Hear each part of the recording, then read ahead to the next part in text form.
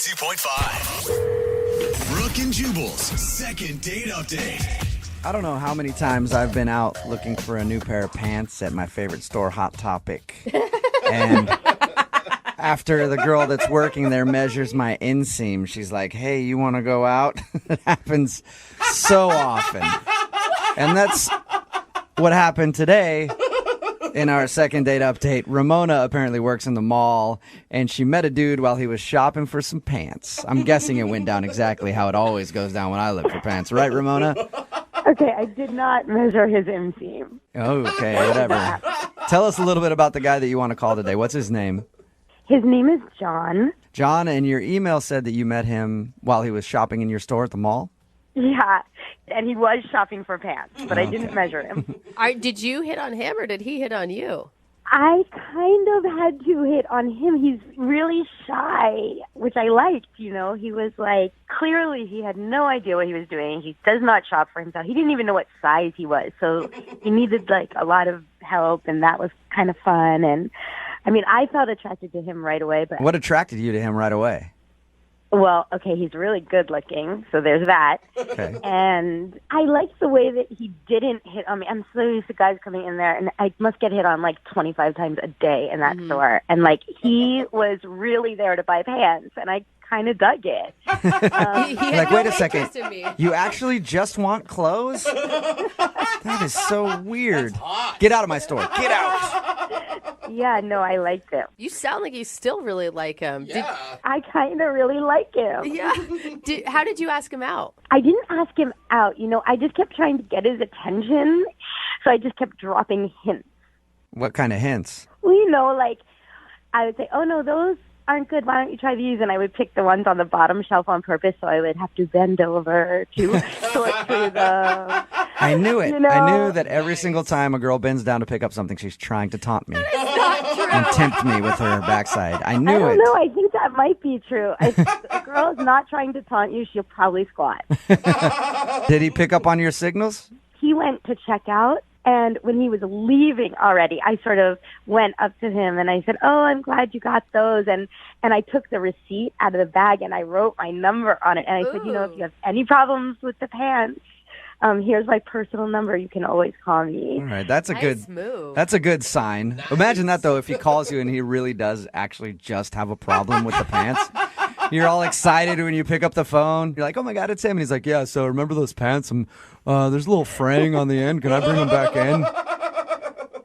And then knowing me, I'd probably fall for him harder. Yeah, right? Yeah, no Oh my God, he still doesn't like me. So obviously he used the phone number. Did he just call you right away or text you right away and ask you out? Yeah, he texted me like a few hours later, like, do you want to have a drink after work? And I was like, yeah, I'm off in like half hour. Oh my God, you were freaking out, weren't you? I mean, kind of, but I was also kind of happy that it was like right then and I didn't have time to freak out really. It made me feel relaxed that we were going like right away. So did you guys go to the food court then? You work in a mall. Where'd you guys meet up for drinks? No, we did. We left and we went across the way to a restaurant and bar. It was like happy hour coming up. So we sat and we talked for like a half hour until happy hour hit. And then we just got some drinks and it was so fun. First of all, he totally loosened up after I got a drink in him. Really? He was like chit-chatty. We talked about like everything. It was so nice. Like I had such a good time. And how did your date end with him? Okay, this is where it gets a little weird, and I don't know what happened, and I'll just tell you. So after about an hour and a half, and we had had a couple drinks, and I really thought we were having fun, he says, so I'm having a really good time, and I hate to do this, but I really got to go because I got to get up early for work in the morning. Okay. And it was 6:30 at night. Like, yeah, that's a little early. What do you mean? Right? It's not like it was 9:30 or 10:30, because even then I would have thought, okay, that's a little early. But 6:30? Yeah, but maybe he knew, like, if you guys continued to hang out, like, it's more drinks, you know, it does end up being a long night. Yeah, but if I would have done it, like, if he liked me, wouldn't he have? Well, whatever. And then he gives me a hug. Goodbye. No kiss, just a hug. Yeah. And then I got home and I texted him. I had a really good time. And he responded immediately, like, me too, so great to meet you. Awesome. And I was like, great, we should do this again. And his response was like, yeah, I'd love to. And then I never heard from him again. And that was it. Whoa. And that was it. And that was 4 days ago. Weird. So yesterday I texted him, hey, how are the pants? Because I thought it would be funny or whatever. Right. And I thought maybe it would make him respond. Nothing. Not word one. And so now I'm embarrassed that I even sent that text. And I'm like racking my brain, like, did I talk too much? Or like, did I say something dumb? Like, I don't know. I'm like, I mean, he asked me out, so he liked the way we spent a little time together in the store. So it's not the way I look, it's not the way I smell. Oh my God, it's not, you know what I mean? You've really thought this out. There's a lot of scenarios playing out in your head right 4 now. days. What the heck? 4 days and you're All going right. a million miles an hour. Well, She likes him. we'll play a song, come back, call him, and get your second date update, all right? Okay, thank you. Brooke and Jubal in the mornings. Second date update. If you're just tuning in for the second date update, Ramona is on the phone with us, and today she wants to call a guy named John. They met at the mall. She works there. He came into her store to buy some pants, and then she slid him her number, and he texted her later, and they had a happy hour together. It was great, and then the date ended, and he's not calling her back, so her happy hour has turned into sadness hour. Where you go out and from 5 to 7 at a bar, they serve you nothing but empty glasses, no beverages to enjoy, empty plates where appetizers should be, Oh, no. just a napkin and sadness. It's sadness hour for Ramona right now. Wow. But we're going to call John and hopefully get him on the phone and find out if there's a chance to salvage what they once had. Ramona, are you ready to see if you can get your happy hour back? I am. Are you tired of sadness hour? I am tired of sadness hour. All I right. got it. We're about to dial his phone number right now and see what went wrong. Again, Ramona has no idea what could have gone wrong on the date. She said everything seemed to be fine. The weird thing was at about 6:30 after happy hour was over, he said he had to leave so he could get up early for work and then hasn't talked to her really since. Not a word. I don't think it's going to be that bad. I have hope for you. It's only been 4 days. He could just have been busy or lost his phone or something stupid. Oh my God, Brooke, from your mouth to God's ears. She's like, please. All right, here I go. Dial the phone number right now and get him on the phone.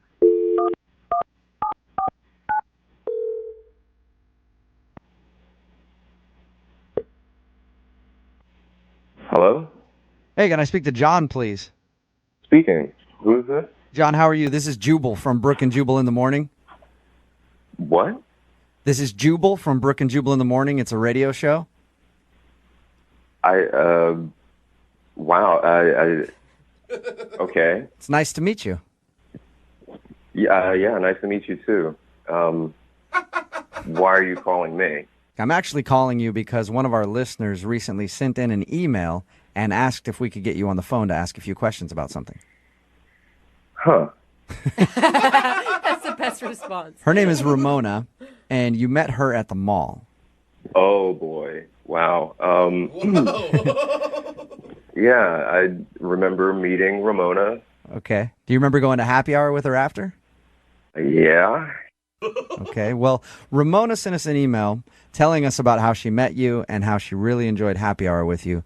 But since then, you haven't texted or called her back. So she was wondering if we could get you on the phone and find out if something went wrong during happy hour or if there's a reason why you're not calling her back. She's a really nice girl. She's pretty attractive too. Ooh, that's a good review. Yeah. She's pretty attractive. I mean, she's on the okay scale. I mean, she is. I just don't want to say anything bad about her behind her back. Okay, so there is a reason that you're not calling her back. Yeah. There's Dang it. a thing. Okay, well, here's how it works. So she emailed us because she wanted us to call you and find out why you're not calling her back. So you're really not Okay. talking behind her back. If you could just tell us what the reason is so that we can, go back to her and say, hey, this is what happened. I don't know. I just hate the feeling that I might be saying something about her behind her back. But No, trust me. okay, then Trust me, you're not saying anything about her behind her back. I promise. okay. So we're talking, we're having some drinks, we're having a pretty good time, and somewhere in the middle of it, I got this red flag, and it just kind of made me skeptical, and so I kind of just decided against the whole thing. Okay, well, what was the red flag?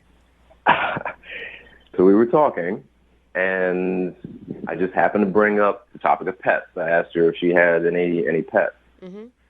And she says, yeah, she's got a dog named, I think, Chloe. Like, oh, cool, right on.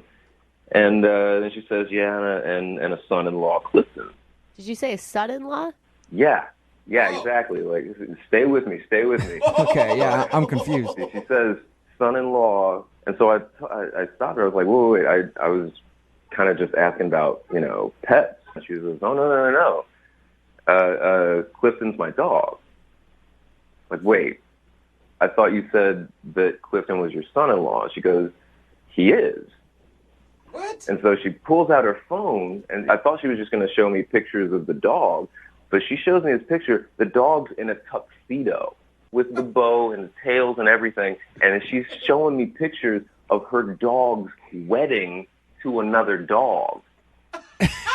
So she has her way. dog that's married to another dog, and she calls that dog her son-in-law. Yes. Mom. And she's scrolling through, she's showing me pictures of like this dog wedding cake. Like they had a whole elaborate wedding for it? Yeah. This whole nobody does this. Yeah, and it was a huge red flag. Like I saw this and I kind of went, nah, this All right. is gotta be. Hey, that's kind of weird. It's kind of weird, I'll give you that. But why is that a reason to not give her a second chance at a date? Or Think of the type of person that would arrange a dog wedding. Point taken, John. I crazy. guess I can understand where you're coming from a little bit. Yeah, I just really didn't think we would be a very good match. So Don't Okay. you think that she was just using it as like a fun excuse to have a silly party, though? I don't know, man. The pictures look pretty serious. I've seen wedding pictures that look kind of like these dog pictures look.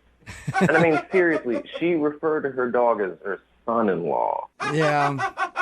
I should also tell you, John, that she's actually on the line listening and wants to talk to you. Hi, John. Hi, Ramona. Okay, first of all, it's not like he's really my son-in-law. He's my dog-in-law. I just call him my son-in-law like I call Chloe my daughter. It's not like I'm crazy. It's not like I think he's a person. I know he's a dog. I just love him like a person. Oh, boy. I just can't believe it's such a big deal to you, and I can't believe you didn't talk to me about it. I mean, tons of people do it. It's all What? over the place. Where? Like, it's not that uncommon. Are, you're are saying- dog weddings common, Ramona? Of course, I've been to 3. What? What? You've not been to 3 dog weddings. Yes, I have. Is it your own dog, like, getting divorced and getting remarried, or is it 3 different dogs? I have been to 3 dog weddings, including mine, so that's 3 altogether. And it's such a fun thing to do, and plus it makes them family. They're living creatures, and it's sort of, everybody treats their dogs like, oh, that's my daughter anyway, but this is my family. I love, come on, didn't you see that picture? Yikes. Yeah, see, this is why I didn't want to go out with you. I mean, it's absolutely fine if you feel that way about your dogs. It's just I can't really be a part of that at all. I mean, it's not like I'm into it. Like, my friend's dog, Clifton, is like the best, and he's perfect for her. He's like a year older than her. He's a little bigger than her. They're perfect together. Wait, So Ramona, I don't appreciate here's you the being thing. like, Here's the oh, thing. Kate. I don't care about any of that stuff. When I have a dog, the dog is just a dog. It's there. I don't have to feel like, I just am shocked, honestly. I'm really surprised to hear this come out of your mouth. This is not at all the person that took me out for that drink. Ramona, look, it's not the fact that you did that for your dog. I'm ecstatic that you did that for your dog. Trust me. But, Are you? Because you don't sound ecstatic. But it's not. The thing is that you went through all of that for the dog. All right. I'm glad you feel that way for it. For you to put that much effort into a party for your dog. Like that, we're just not compatible. Or maybe you're right. Because if you don't care about living creatures and about dogs and family, then maybe we're not right for each other. Maybe you're right. You're right. I'm wrong. Well, let me ask John first, Ramona. John, would you like to go out on a second date with Ramona? We will pay for it. Say no. no, I don't want to go out with you anyway. Whoa! Oh, Ramona. I don't. What a snob. You're a snob. You're going to tell me how I should spend my money and you don't have love in your life? No. I don't want to go out with you I'm anyway. actually weirdly on her side on all of this. Really? Yeah. Thank you. I absolutely love that you do that, Ramona. I really do. I love that you love dogs. I love them too, but I'm just not going to do that. All right. I'm not the type of person that does that. John, thank you for your time. I appreciate Type it. of person. Thanks. Ramona, thank you for doing the second date update. Oh, sweet girl. I'm sure you'll find somebody else that's as into their dog as you are eventually. Thank you. I do love you guys. I wish that, listen, if there's another fail second date update and you think I'm right for him, set me up with I him. will. I'll hook you up. Hey, and Ramona, in the meantime, a thing that not many people know about me, if there is any infidelity in that dog marriage, I do dog divorces. So hit me up, okay? Brooke and Jubal in the morning. Text in at 78592 that says, that guy's an a-hole. I've been to a lot of dog weddings, and they're really sweet. It's Brooke and Jubal in the morning. Talking, of course, about today's second date update. Yeah. This girl, Ramona, wanted to call a guy named John to see why he wasn't calling her back after they had a date. He wasn't calling her back because during their date, she kept showing him pictures of her dog and the wedding that she had for it, and referring to the other dog as her son-in-law. Yeah. And she was really into dog weddings. Apparently, she's been to 3 of them, and it just creeped him out. He's like a little too attached to your dog, so he didn't want to date her. I don't know. I think it's kind of judgy, you know? Like, I don't know. It doesn't affect him. Like, just because she loves her dog and she's having some fun parties, maybe you can get in and get some free alcohol and free food on There's the a side. difference between like appreciating your dog and loving your dog, and then loving your dog a little too Yeah, much. you have to be an extreme dog lover to date this chick. You know what I mean? Because people even on the text board are like, either she's crazy, dog marriage, are you kidding? Or it's like, hey, give her my number. I'm all for people who like their dogs, but I've been around some people who are obsessed with their dogs. I used to work with a dude who his dog was sick, so he slept at the bottom of the stairs with his dog instead of in the bed with his own wife. And it wasn't That is strange. well. That's an obsession. See, now Brooke's like, If you're the big spoon and the dog is a little spoon, and that's what you need to do, I'm not going to judge. It's not for me. Sleeping with a dog over sleeping in bed with your wife. And that is a problem. Keep texting in 78592. Do you agree that he shouldn't have gone out with her because she has dog weddings? Or, sorry, had a dog wedding. That will probably last forever, so congratulations to her. A lot of dog lovers are texting in at 78592 saying they want to have a dog wedding now. So maybe she started a new trend. hey. If you want a second date update, just email the show and we'll call the person who didn't call you back. Moving 92.5.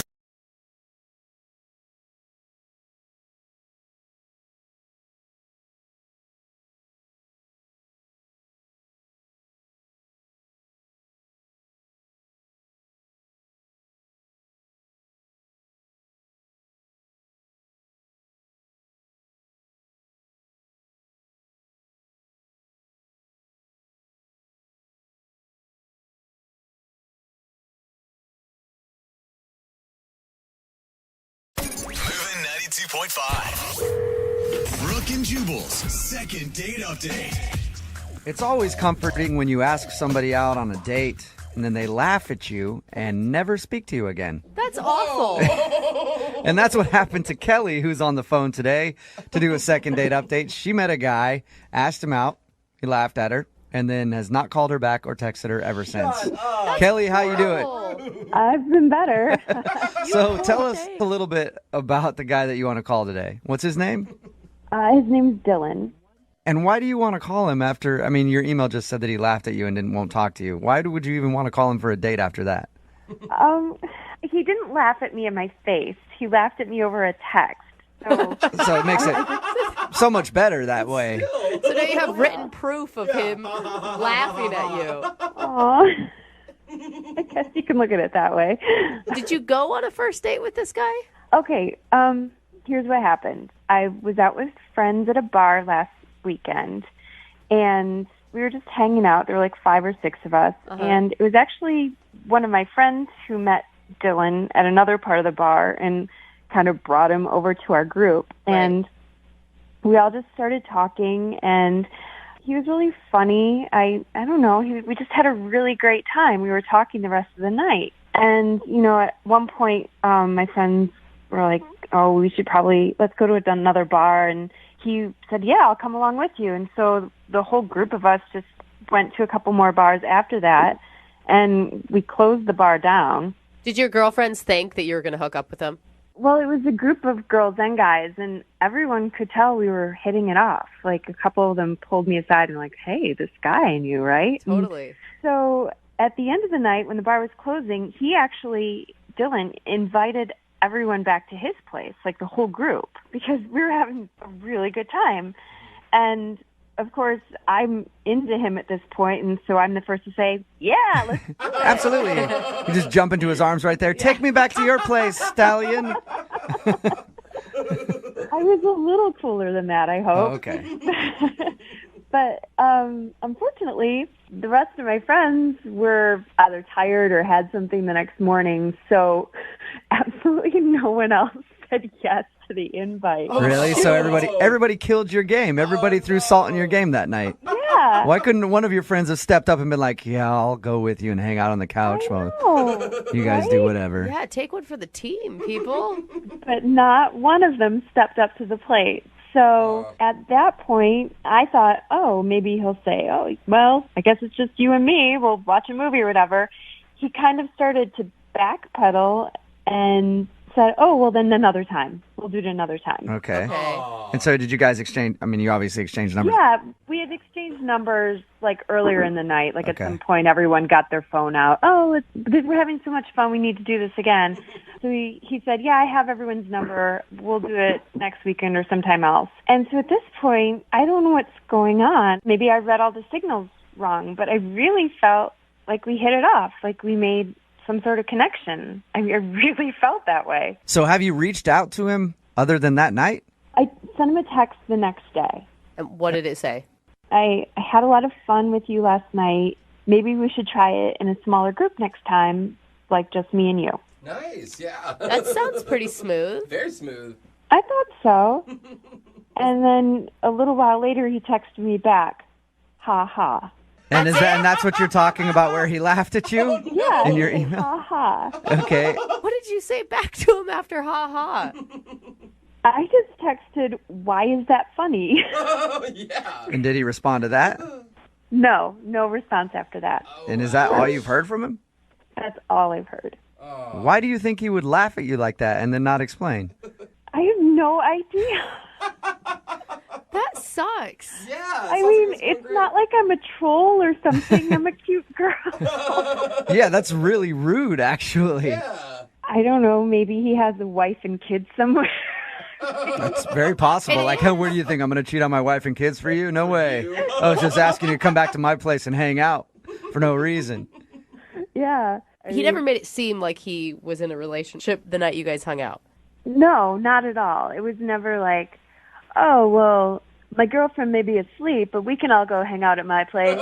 Or maybe he was really drunk and he just didn't remember me. Or That's possible, too. He could have been like, I don't know who you are, crazy lady. I never hung out with anybody last night, because he was like blacked out drunk or something. But yeah, anything's possible. But I'm just really confused and I need your help. All right, well, we'll play a song, come back, call him and find out why he laughed at you and won't call you back. All right, we'll get your second date update right after this. Moving 92.5. Brooke and Jubal in the mornings. Second date update. Today's second date update is just more proof that nice guys finish last. There's a lot of dudes out there who are trying to be sweet with the ladies and ask them out, and they're getting turned down left and right. But guys, all you really have to do to get a woman so interested in you that she'll call a radio station to try to get a second date with you is just laugh in her face when she asks you out, and she will be hooked. That's exactly what happened to Kelly, who is on the phone to do a second date update. We just talked about what happened on her, well, I use the term date loosely, with a guy named Dylan. They met while they were out one night, really hit it off, At the end of the night, he was like, hey, everybody, let's go back to my place. But none of her friends wanted to go, so they ended up parting ways. The next day, she texted him, why don't we just hang out together? And his response, ha ha. And then she asked, why would you say that? And she has not heard from him since. So she wants to call him today and find out why he would laugh at her and then see if she can get a second date. Kelly, you ready to give him a call? Yeah, let's do it. I don't know how I'm going to do this. Like, I feel like I'm going to get him on the phone and then he's going to be a jerk to me. And then I'm going to fall in love with him by the end of the conversation. And I'm going to want a date. You might. Yeah. Who knows? You guys all exchanged phone numbers. So has any of your other friends heard from this guy? Not that I know of. I've been kind of too embarrassed to ask any of my other friends. To be like, hey, remember that cute guy we met? He totally laughed at me and blew me off. I can understand that. Yeah. All right, I'm going to dial the phone number right now and see if we can find out what's up, okay? Okay.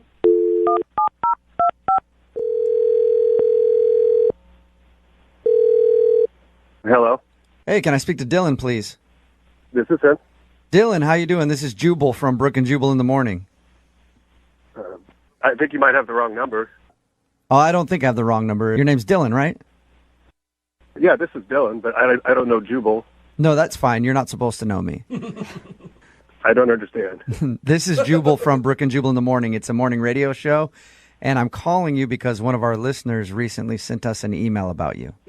Her name is Kelly, and you recently hung out with her. Kelly, Let me refresh your memory.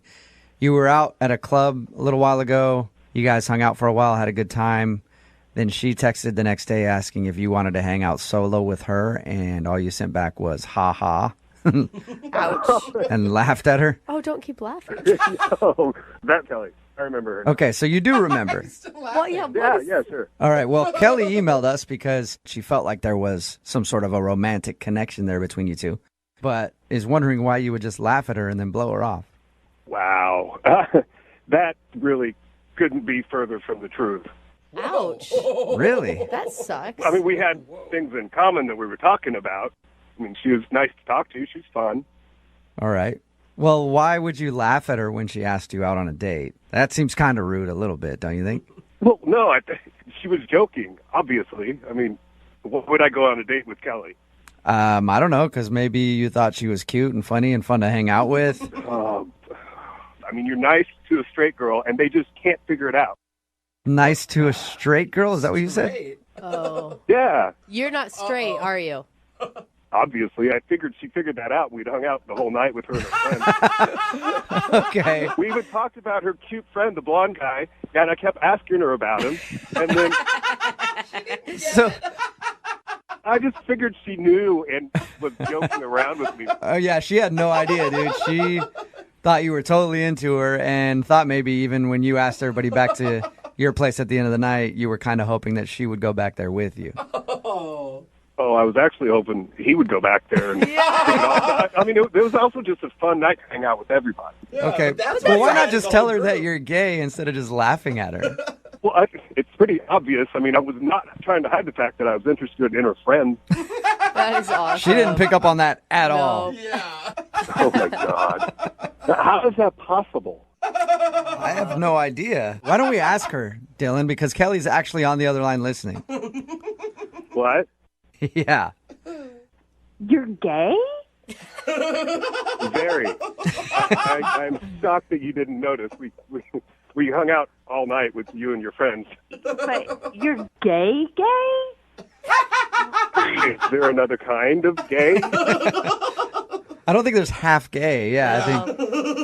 But Unless you you're did bisexual, not which is fine. come across as gay at all to me. How would you not know? We liked all the same things. We were laughing about I thought the we same had a lot things. in common. Well, we do have that in common because I'm gay. Oh my God! I am We even think the same guys. We think the same guys are cute. We were talking about actors we thought were cute. I thought we were talking about actors we liked, not liked, but just admired. Well, I definitely admire Brad Pitt. Oh God! Well, yeah, I get that now. When he played Achilles, Okay. I can't believe this is happening.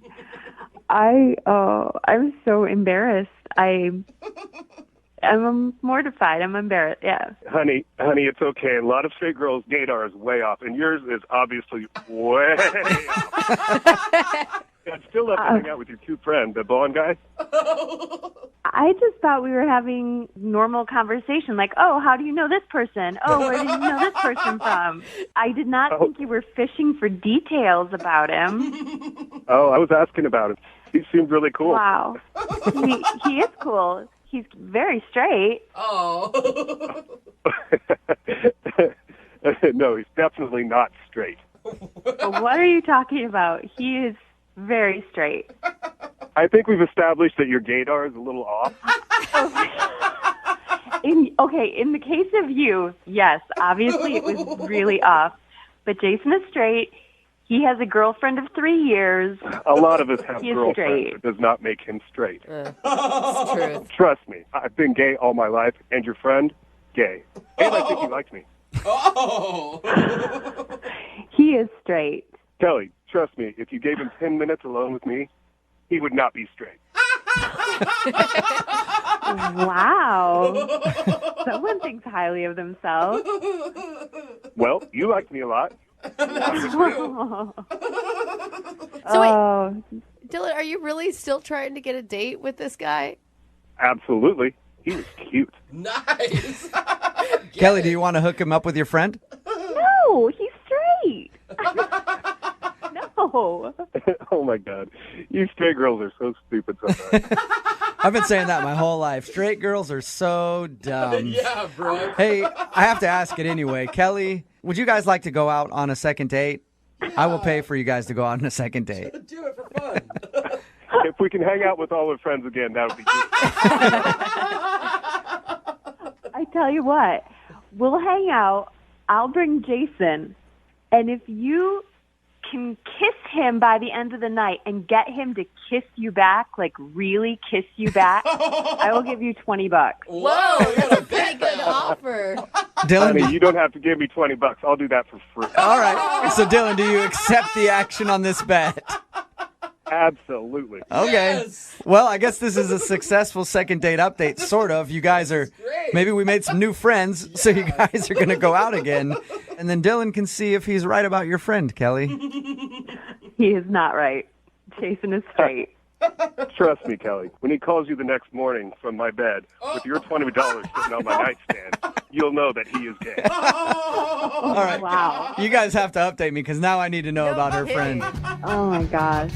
Brooke and Jubal in the morning.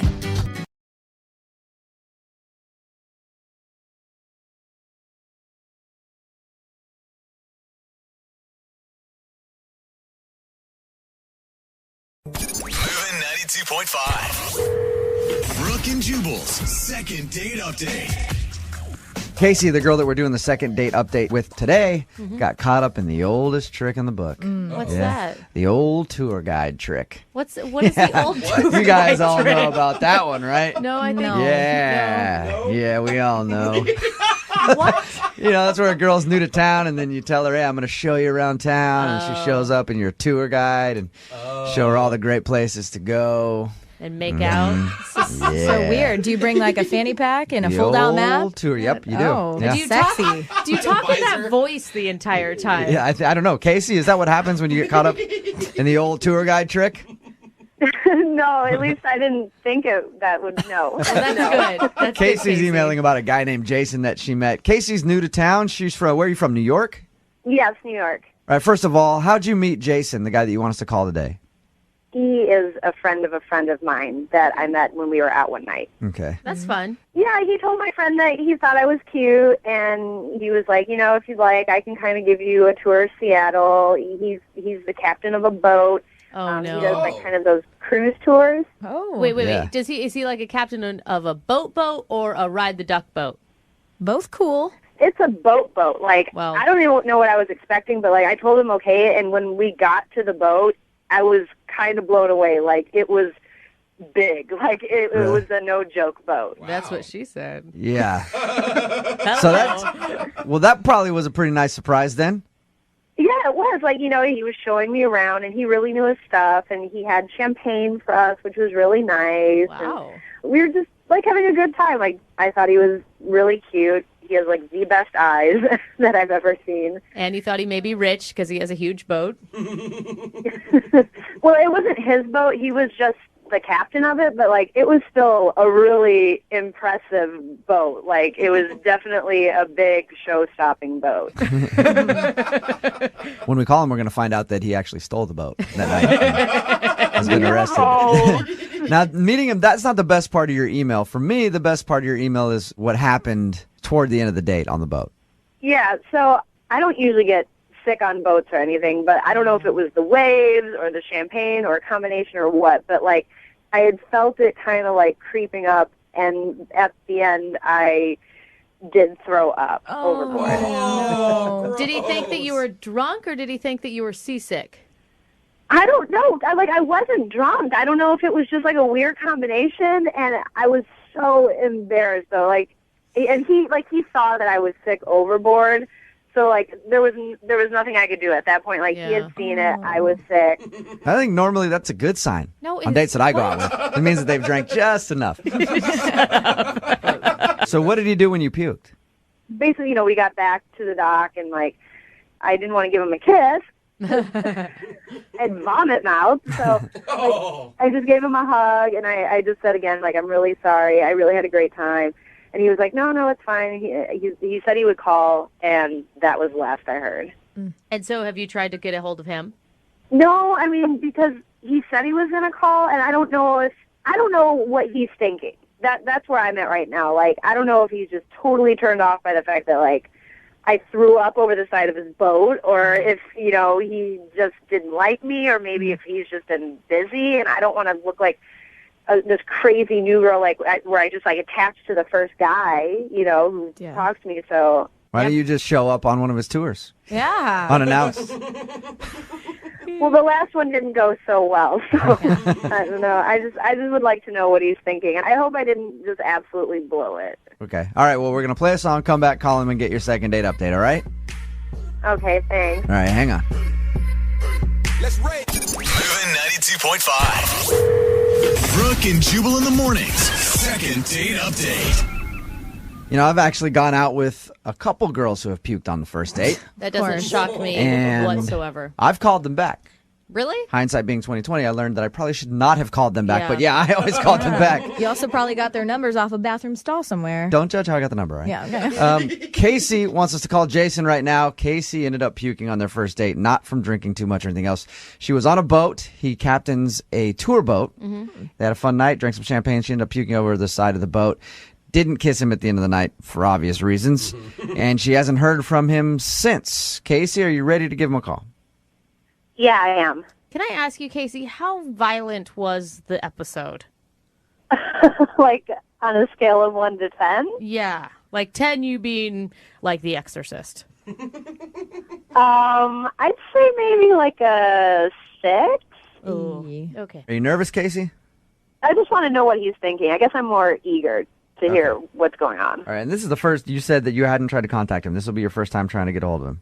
Yeah. All right, here we go. So I guess a little nervous. Okay.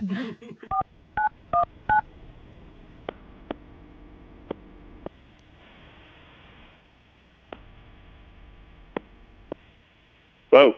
Hey, can I speak to Jason, please? This is Jason. Jason, how are you, man? This is Jubal from Brooke and Jubal in the Morning. I'm moving 92.5. Okay. Who are you?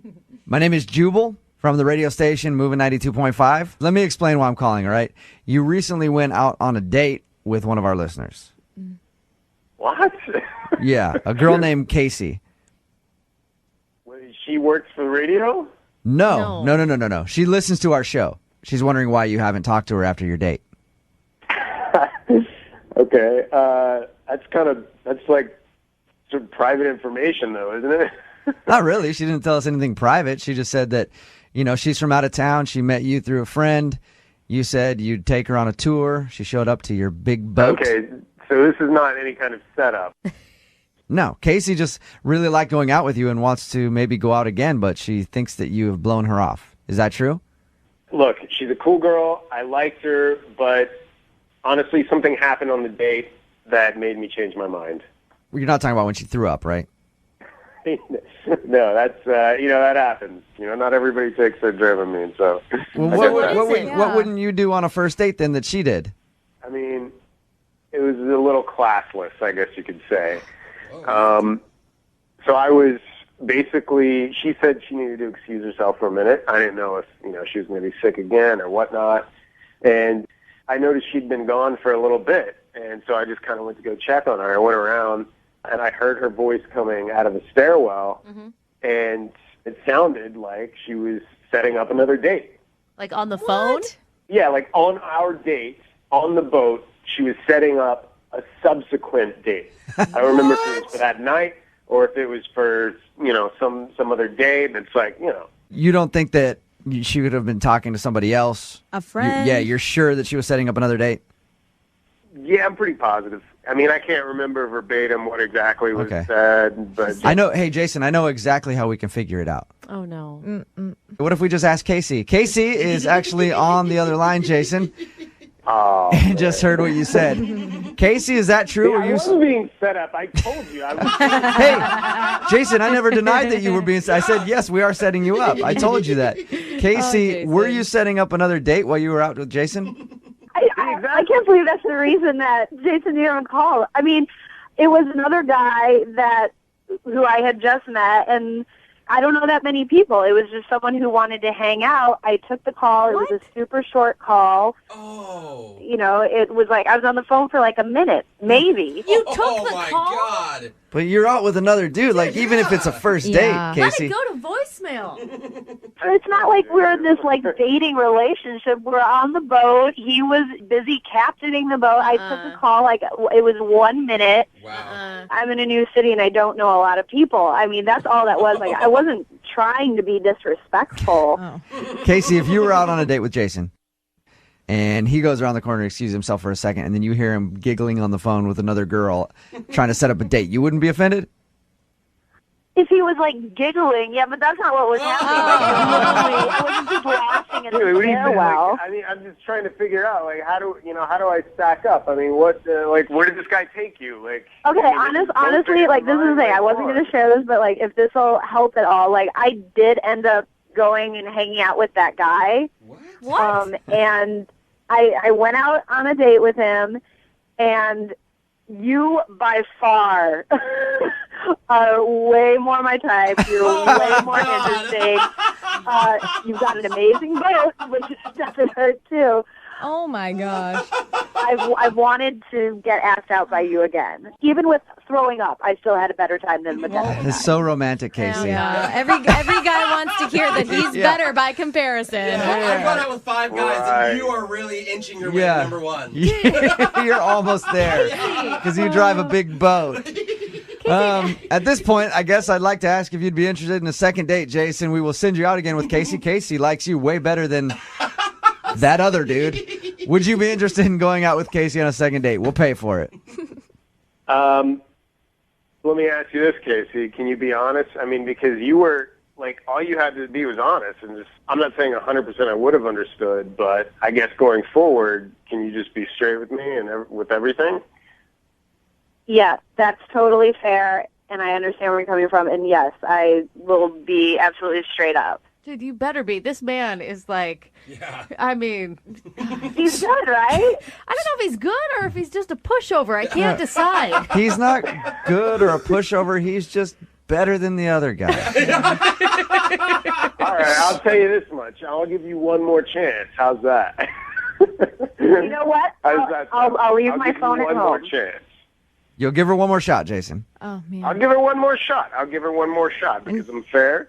And look, I'm human. So I'll give you one more shot. She'll probably agree until something better comes up. No, I would love one more shot. I'll leave the phone at home. I will be totally focused on what we're doing. All right.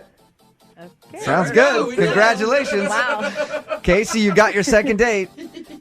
I'm excited. I bet you are. Brooke and Jubal in the morning.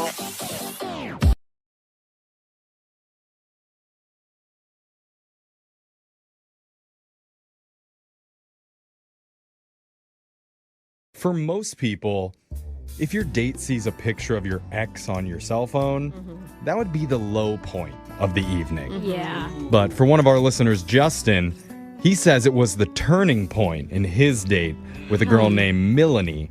Because things were not going well before then. He parked 20 blocks from the restaurant because he didn't want to pay for the valet, showed up late to dinner, choked down some oysters after claiming that he liked them first. He hates them. And then decided the only way to save the evening was to show Melanie a photo of his super hot ex-girlfriend. So she might think, oh, maybe this frog is really a prince. And you girls are sighing, but he says it worked. After It that, didn't it work. got better. She lied about somebody waiting at her car for her. And didn't give him a ride. Just so she wouldn't have to give him a ride. Maybe because that person was ugly and she didn't want to be embarrassed and she hangs with ugly people. This is not good. I got his back. No matter what happened, Justin is currently being ghosted by Melanie, so he wants our help to reach out to her and figure out exactly what went wrong. Justin, how you feeling? I'm feeling kind of sad about it, but happy to be with you guys. Okay, that's nice, Hey, Justin. look at us. I mean, I think it says something that you must have really liked her, that you're not just chalking this up as a loss and moving on. Yeah, I felt like there was a spark and a connection, and then kept getting covered up with all these little things. But every once in a while I'd see it, I'd be like, oh, there's definitely something here. Yeah. I mean, I think if we do get you another date, you should just really be yourself. Like, admit that you don't like oysters, or that you're too cheap to pay for valet. Like, those are things you should be honest about. I don't know if I'm going to do that, but thank you so much. You're welcome. And if it doesn't go well with us right now, he's probably going to play us some audio from a different, better, hotter morning show. Like, they did so much better. Yeah. All right, Justin, you ready to do this? Excellent. Yeah. Okay. I'm going to dial Melanie's number right now. Here we go.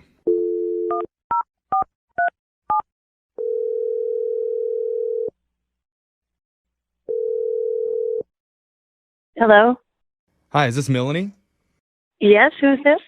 My name's Jeffrey from the radio show Brooke and Jeffrey in the Morning. The whole morning show is here. Hi, Melanie. That's Brooke. That's Jose. Alexis is here too.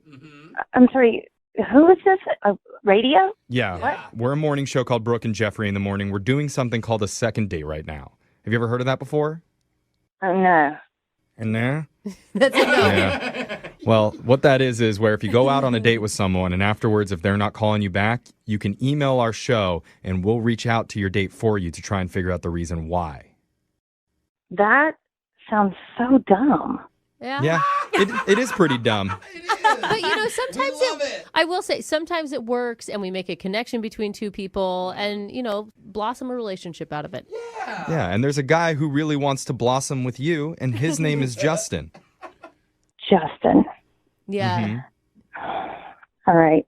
Wow. You remember Justin? Yeah. I remember Justin. Yeah. Okay. Seem annoyed. Yeah. I mean, he says that he had a really great time with you. He knows the date didn't go perfectly, but he thought there was a spark there, and he's hoping to see you again. You know how there's some dates that are good, and then there's some dates that are just not so good, Mm-hmm. Yeah. He's the absolute worst. Oh. Okay. On a scale of 1 to 10, he's a 0. But I mean, I think... Negative.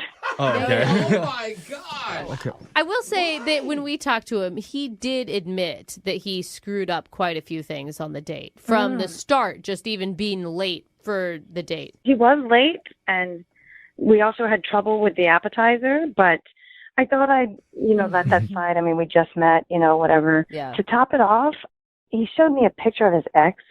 Yeah. We heard. Yeah, he mentioned that. Yeah.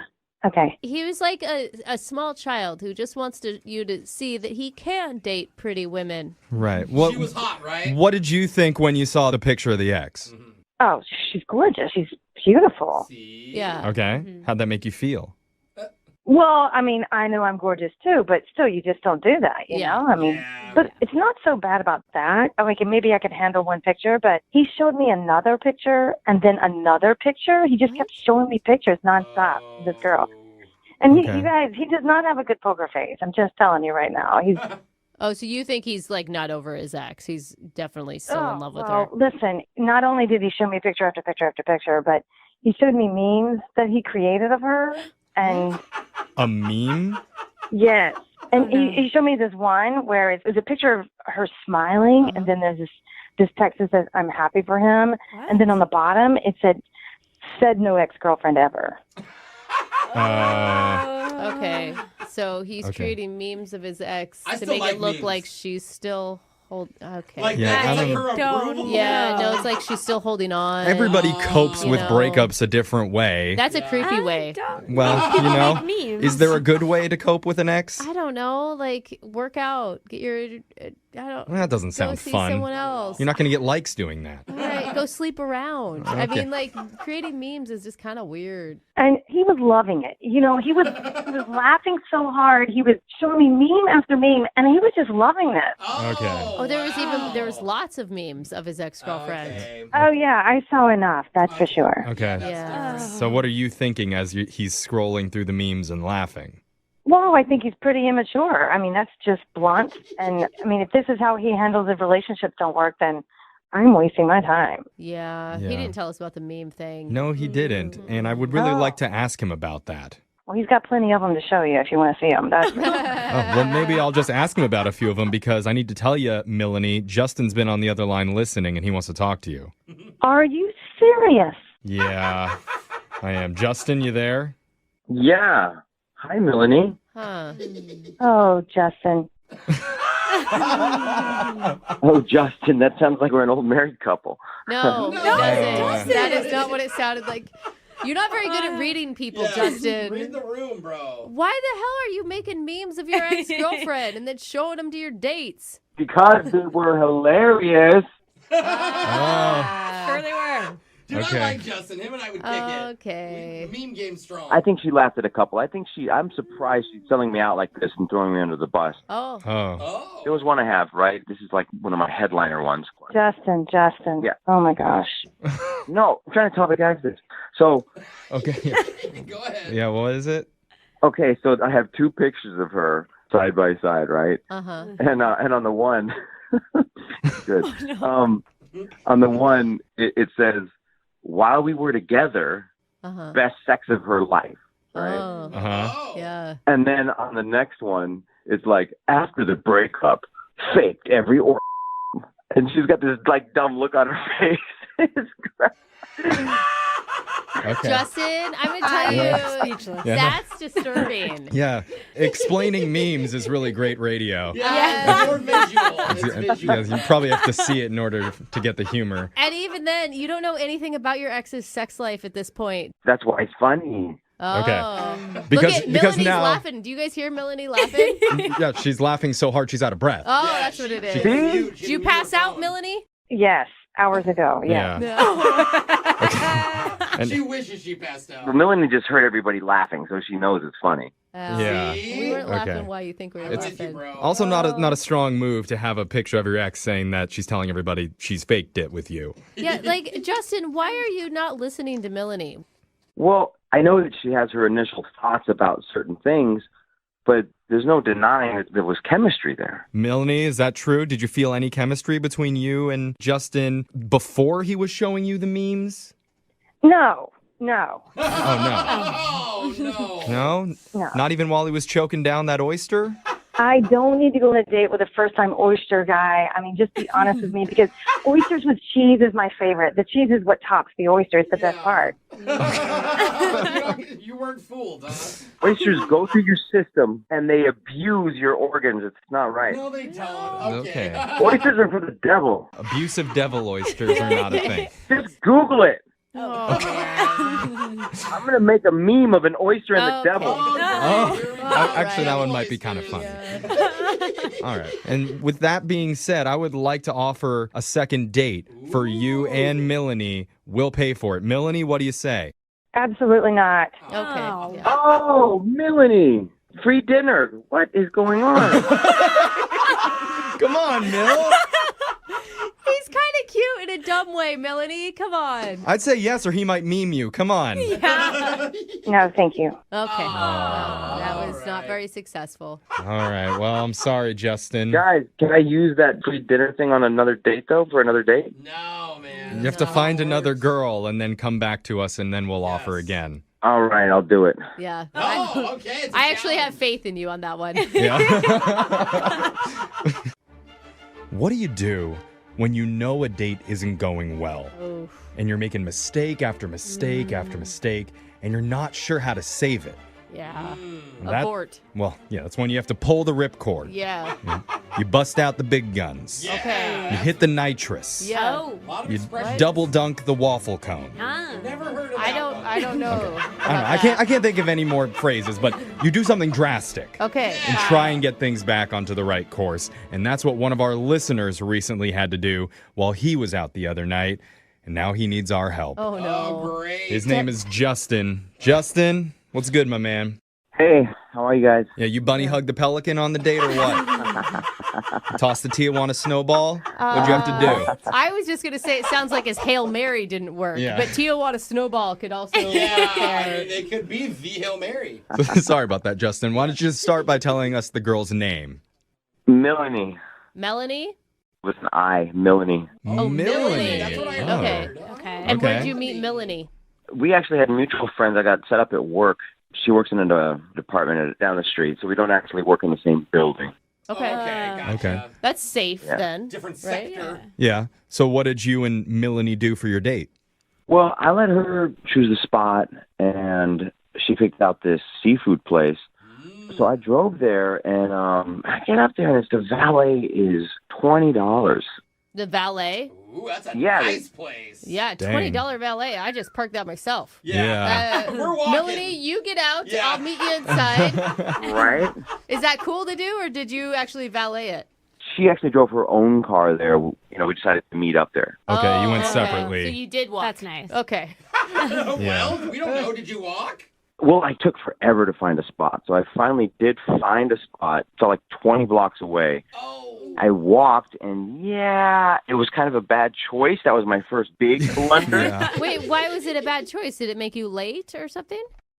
Super late. Oh, that's the worst. Well, super late for, a first date. Like, Yeah. it was only like maybe 10, 15 minutes. That's not a good look to show up that late.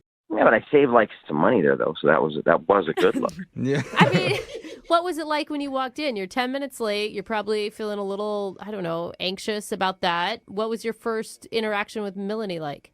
I get down, greet her. It seems to be okay. There seems to be some possible spark there. And then she's asking me about Oyster Rockefeller. Oh, I love Oyster Rockefeller. Which one is that? I don't do that's when- oysters. that's when they put the cheese on the top and then they bake it. Oh. So Yeah. the cheese melts and it Okay. coats the oyster. I can get behind that It's kind the of fancy oyster. stuff. It's All very right. fancy. Yeah, I think it's disgusting. I ate the first one. I was like, oh, and then Did you make that sound at the table? I was covering it up because she's like, oh, I love this. And I'm like, yeah, this is great. Yeah. Hey, man, but good on you for trying new things on a first date. That's awesome. That's what first dates are for. I'm sure she appreciated that. Sure. I don't know if she appreciated it or not because I kind of told her that I had had it before. Oh, yeah. Oh, no. Good flex. Lie about food you've tried. That you hate. That'll get her. Well, it was like high end, and I was like, oh yeah, Okay. I've had this before, but You want to impress her. Mhm. Yeah. it was obvious that I blundered there as well because then now I'm looking like I'm sick. I was like, I'm gonna save this thing. I'm gonna throw that Hail Mary out. Oh, no. So I decided to show her a photo of my ex. What? Wait. That's Did you say not what I what? thought was happening. Do you say I'm going to save the date by showing a photo of my ex? Yeah, because my ex is really, really hot. Stop it. Oh, okay. Well, so she knows what kind of caliber of girl that I usually can get because she's looking at me like I'm this idiot. And I'm like, you know what? We were talking about different dinners, and I mentioned the ex, and I was like, oh, yeah, we went to this one spot. Wait, let me see if I have it in my phone. And then I was like, oh, there she is right here.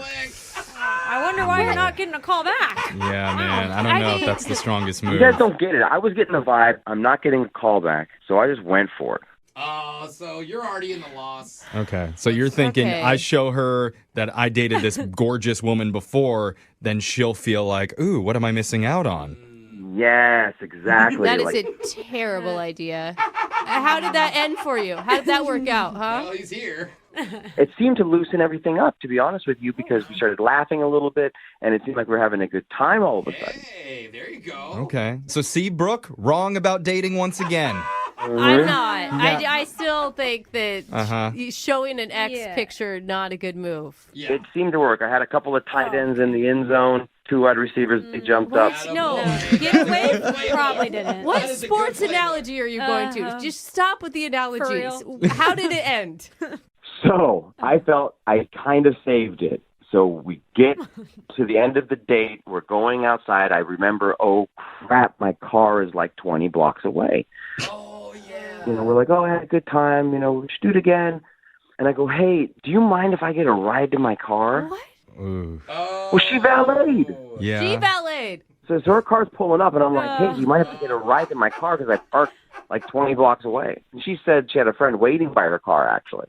What? She said no? She turned you A down? friend is waiting by the car that she valeted? Yeah, that's why I was like, I thought you valeted. And she's like, oh, no, I was just coming out this way. I have a friend waiting by my car. And I was like, is she lying? Yeah. Yeah, she's like, it's my ex-boyfriend. Do you want to see him? Since you showed pictures of your ex, I just had him show up. So I felt like I escaped some of the hurdles, and I did pretty good. It doesn't sound like it. I'm going to be honest. I don't know. I think you had a couple of good throws if we're going to sports analogy, but I don't think you won the game. Yeah, it sounds like you had a few fumbles, if anything. There you go. That's a better one. I think he got sacked, and not in a good way. Okay. Yeah. I think we get the point. The date wasn't perfect, but we might have a chance to save this. Hail Mary time. Okay, let's play a song. Wow. See, he likes the sports. We'll play a song. We'll come back.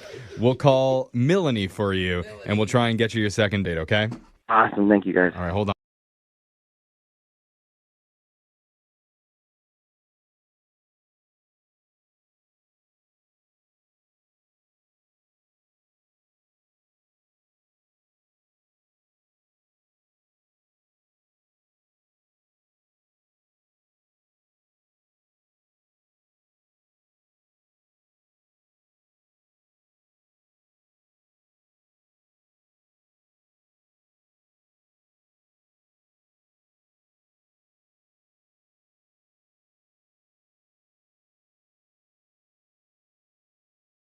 Today's second date is brought to you by peer pressure. That's right. When you don't even want to go out on a date with somebody, but your friends really want to know why, and they pressure you into doing a second date, that's a little bit of peer pressure. Kate is on the phone with us. Her email actually said this: hey guys, I went out on a date with a guy named Chris. I'm not that interested in getting a date with him, but my friends met him and they want me to do a second date with you. So can I do one? The answer is, of course. It's a lot different than most of the second dates we do. But Kate, how are you? I'm good, thank you. Oh my God, I just see you telling your friends, fine, I'll do it. Pretty much. Okay. Okay. So tell us about the guy that you don't really care about calling today, but your friends do. His name is Chris. And, I mean, he was really nice. There was nothing, terrible about him. We just really did not click whatsoever. Okay. So why do your friends want to do a second date so bad? Here's the story about how our date went. We met online, but we met up at a bar, and my friends were there for support, as they do. And I don't want to be mean, but he's really super nerdy. Okay. And I am not. Okay. We had nothing in common. He wanted to talk about like sci-fi TV shows he watches and like weird books he read in college. It's just like nothing that I was interested in. Did you, when he walked in the door and you saw him for the first time, did you immediately think this is not going to work? The first time I laid eyes on him, I actually was hoping it wasn't him because I never saw his picture online. So I didn't know what to expect. And Oh, no. It sounds like you hate this guy. Yeah. No, I don't hate him. It just wasn't a good match for us. Okay. Why would your friends ever think that you should pursue this then if you are not attracted to this guy whatsoever? Like a joke? Like I said, they were at the bar with me, and they even were going on about how on the date he was so into me, he was buying me all the drinks and trying to, touch my arm and being really flirty with me.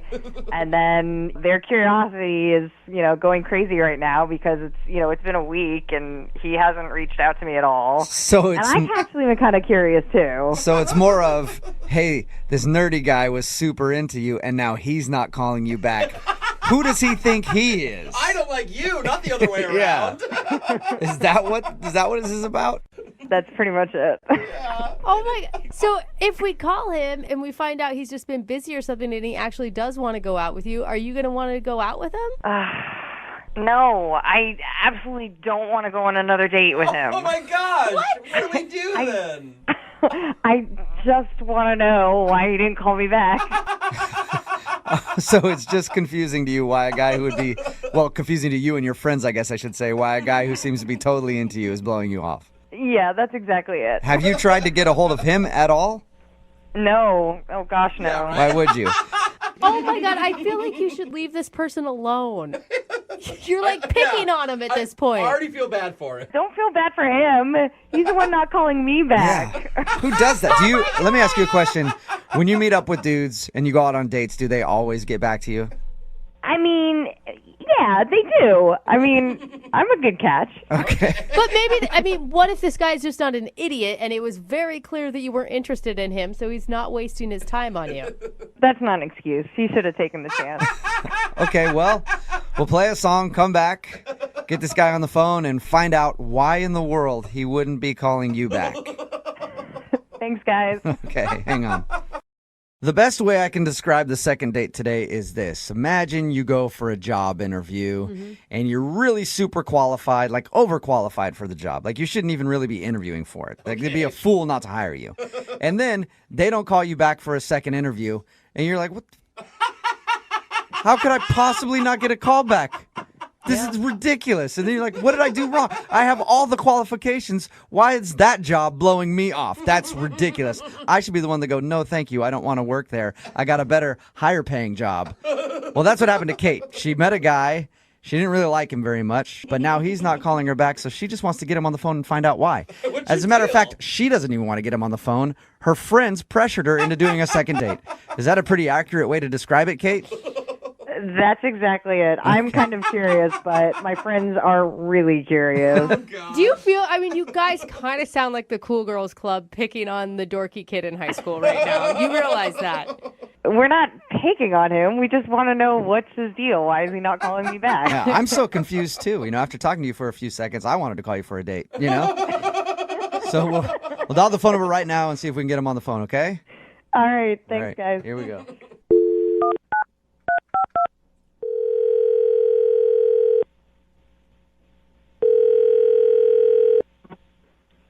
Hello? Hi, I'm looking for Chris. Yeah, this is him. Hey, Chris, how are you? This is Jubal from Brooke and Jubal in the Morning. What? This is Jubal from Brooke and Jubal in the Morning. It's a radio show. Okay. Hi. Hi. I'm sorry, why are you calling me? I'm calling you because we recently got an email from one of our listeners. They asked if we could get a hold of you. Why would someone email you about me? Because I guess you're a pretty fabulous dude and they'd love to see you again. Are you guys messing with me? What is this? No. One of our listeners sent us an email and asked to get a hold of you because you guys went out on a date and then you didn't call her after the date. So she's wondering why, like if she did something wrong. I mean, the only date I've been on in the past month was with this girl named Kate. Is that what you're talking about? Maybe. Well, is it or isn't it? It is, actually. Yeah, Kate wanted us to get a hold of you. Wait, are you serious? I am 100% serious. Kate emailed us and is wondering why you haven't called her after you guys met up. That's awesome. Okay. Awesome in a good way or awesome in like a, No, that's it's a awesome. great way. Okay. No, that was, I got to tell you, hands down, that was definitely the best date I've ever had. Really? What? Oh, no. Yeah. The best date you've ever had, but you haven't called her. So usually I follow that up by calling the person or texting them and asking them out again. Why haven't you done that? No, I did. I sent her a message on OkCupid. Oh, you did? On the dating website. Yeah. Okay. She had just opened the email. She'd know that I was working on something, Okay, so is that what you want me to tell her then? You're busy with work and you'll get back to her when? Well, as soon as I'm finished. I think it's going to take a few more days. I'm not sure. I mean, I would rather talk to her myself, but... So you just you're working all night long because your job is that demanding or something? No, it's not. I just think that I want to finish something, that's a really nice gesture before I reach out to her. A nice gesture? What do you mean? Like some pics? Like a photo shoot or something? No. It takes all day, multiple days to get one of those right. What kind of gesture are you talking about? I'm talking, this is going to sound corny. I've been writing a short story about our date. You've been what? Wait, what did you say? I've been writing a short story about our date. A short story? That you're going to have her read or you're going to try to publish? No, I just really want to, get it out of my heart, and show her what I really feel. Is it a book or? No, it's a short story. It might be a short film. I might write it into a screenplay one day. What's it about? Wow. It's about our first date. What was so great about your first date that it inspired you to write a story? Well, if you don't mind, I can just tell you a little bit about it right now, like the rundown of the plot. Sure. Okay. Yeah, okay. So, it's about, obviously, boy meets girl, against all odds sort of love story. On one side, you've got, this guy, he's a college-educated, driven, he's funny. People like him, he's charismatic. And that's the you character, obviously. Obviously, that's me. Okay. Oh, all right. And on the other side, you have the girl, this beautiful, beautiful mess, that's... Beautiful mess? Oh, no. She just kind of looks like, if I'm going to be honest, like she's been around the block. Okay. What does that even mean? How does a woman look like that? It's against all odds, It's like two sides of the track. It's like two opposite faces of a coin. Right. How much more different can someone be? So you're saying that you are a very successful, smart man, and she's just a mess who's been around. She sounds like a hooker from the way you're describing her. A beautiful hooker. Like it's Pretty Woman all over again. I mean, I guess it does have, shades of Pretty Woman, but the good parts only. But, I do have a title, a working title. Really? What is it? Dirty Girl. Dirty Girl. And this is the romantic gesture that you've been planning on giving her. Yes, absolutely. Do you think that calling her basically just a wreck and comparing her to a prostitute like in Pretty Woman and calling it Dirty Girl is going to be a good thing? Okay, I didn't say Pretty Woman. You guys said Pretty Woman, all right? I said shades of Pretty Woman. Got it. And she's not a prostitute. She's a girl that's lost her way. A guy comes into her life and, he saves her. And I'm really glad you guys reached out to me because, I wasn't sure if she was going to get back to me or if I should reach out to her. Yeah. Well, you actually kind of have reached out to her. Yeah, I've been listening the whole time. What? Wait, Kate, is that really you? Hey. Are you delusional? Were we even on the same date? What's the matter?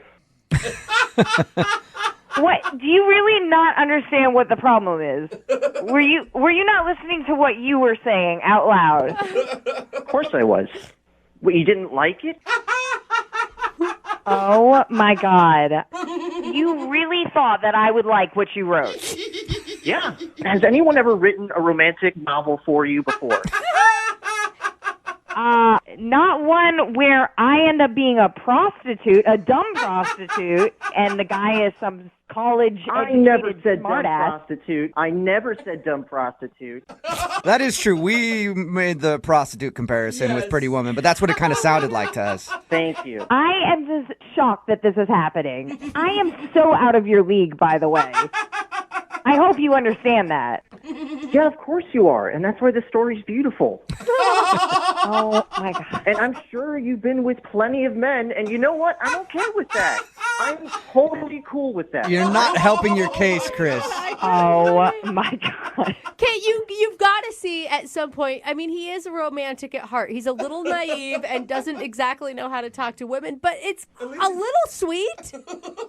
I am just so offended right now. I don't know what to do. No one has ever talked to me like that before. No one has ever said those things to me before. I think what you have to do is go out on another date with him. Chris, would you like a second date with Kate? We will pay for it. Yeah, absolutely. No second date. That's not happening. But Kate, you're the one that wanted us to call him in the first place, so this could be a successful second date for you.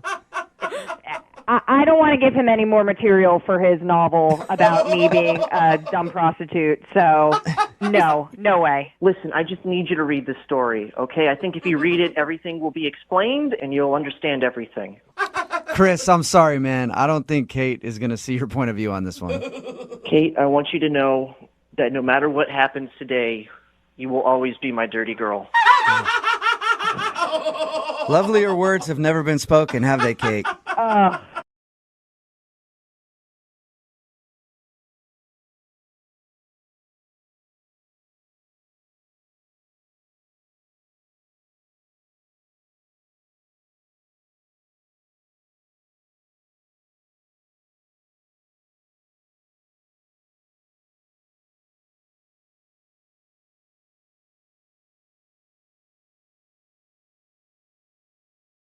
Hello, everybody, and welcome back to Second Date Field. Taking the plate right now is Kevin. Kevin went out with a girl named Denise when he stepped up to the plate, and strike number one came when he got in a car accident and couldn't pick her up for the date. And if that wasn't enough, strike number two came after the restaurant didn't have Kevin's reservation down in their records. And of course, strike number three when Kevin went in for a kiss at the end of the night and got the old N.O. He went in for a kiss and she said no. And Kevin, of course, thinks he's not getting a call back because his date went so bad. Now, are you sure after listening to that play-by-play that you maybe shouldn't just chalk this game up to a loss and move on? Why not take a risk? All right. You liked her that much. Yeah, it was fun. That's right. Sometimes in life you strike out and then you just have to get right back up there and swing again. Am I right, Kevin? Sounds good. All right. Let's hope you don't get sent back down to the minor leagues. All right, you ready? Let's do it. He's like, yes, I've been ready for a long time, and I want you all to shut up already. Yeah, I'm glad you said it, not me. All right, here we go, Kevin.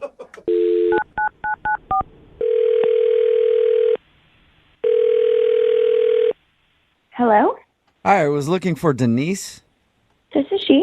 Hey, Denise, how are you? Who is this? Jubal from Brooke and Jubal in the Morning, the radio show.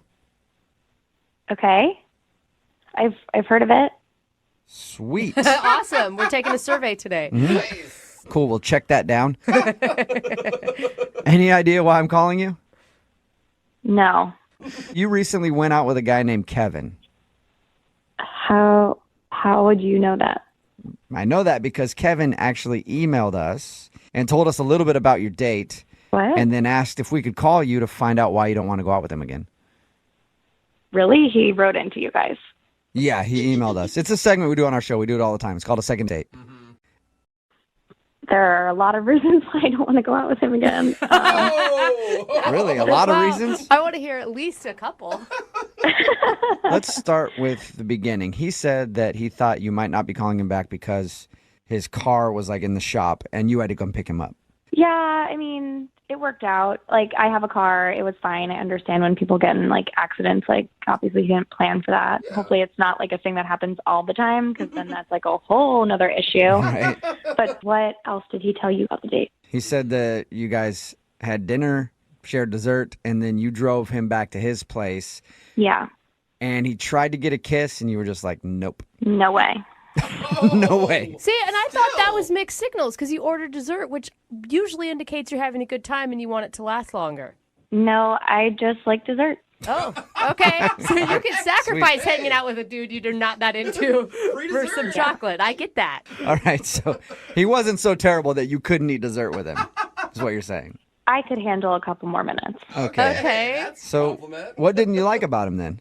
It all sort of started when I picked him up. I was okay with picking him up, but when he got in the car, I could just tell that he was really frazzled. And I get it. He was just in a car accident, calling his insurance. Like, I totally am a human, and I understand that, like, that's really stressful. But when he got in the car, he said he was tired, and I was like, do you want me to take you home? But he just said no, and he just asked if we drove to the restaurant in silence because he was just going to take a little micro nap. Are you Take a serious? nap? He slept in the car while you drove to the restaurant? Yeah, I was like, you know what? It's when, like, fine, turn on the radio, like, let him zone out. Oh, my God. Totally get that. Then he actually closed his eyes, said, like, thanks, like, we'll catch up when we get to the restaurant. Shut up. I could not. What was going through your head when you're driving in the car with this sleeping stranger sitting next to you? It was, like, just really bizarre. Did he ever address it? Like apologize? Like, hey, I'm sorry that I took a nap. No. In fact, when we got to the restaurant, I put the car in park, and he just snapped right awake. And it was like, oh, here we are. And I mean, it was so weird. Like, he just was like this brand new, refreshed person after this 10-minute car ride and this little nap that he took. That's all the guy needed was a nap. Yeah, it's back to A little power nap, and then you're good. Yeah, I mean, we were having such a good time. Like, really nice, easy conversation. And then we ordered dessert. And right after we ordered, he said, I'm going to take a little nap again. What? At the table? At the table. Is he? Was he joking with you at that point? No, so I asked him if he was joking, and he said he wasn't. And before he even finished that sentence, he was curled up in a little ball in the booth in the back of the restaurant. Oh, my God. Like he actually curled up in a ball in the booth? He laid down. Pretty much. I mean, he wasn't sucking his thumb, but he was getting very comfortable. And he wasn't kicked out of the restaurant? I've done that a lot drunk, and they kick you out. Yeah, that's probably because of the drunk part, Jubal. Oh, maybe. Okay. Yeah, not the sleeping part. How long was he asleep for? Like 15 minutes. Wait, But so again, it was like they put the plate on the table, and he just snapped awake and was like ready to have more conversation, and I was just very confused. So you're sitting there twiddling your thumbs for 15 minutes. Yeah. And then he just goes back into talking about whatever you guys left off on? It was incredible. I have never heard or seen of, this ability to nap anywhere, but it happened on my date, and I don't know. I know the perfect way to figure it out, Denise. What's that? Why don't we just ask him? Because Kevin's actually on the other line listening to this conversation, and he wants to talk to you. Or sleeping through the conversation. Yeah. I don't... What? Kevin, are you there?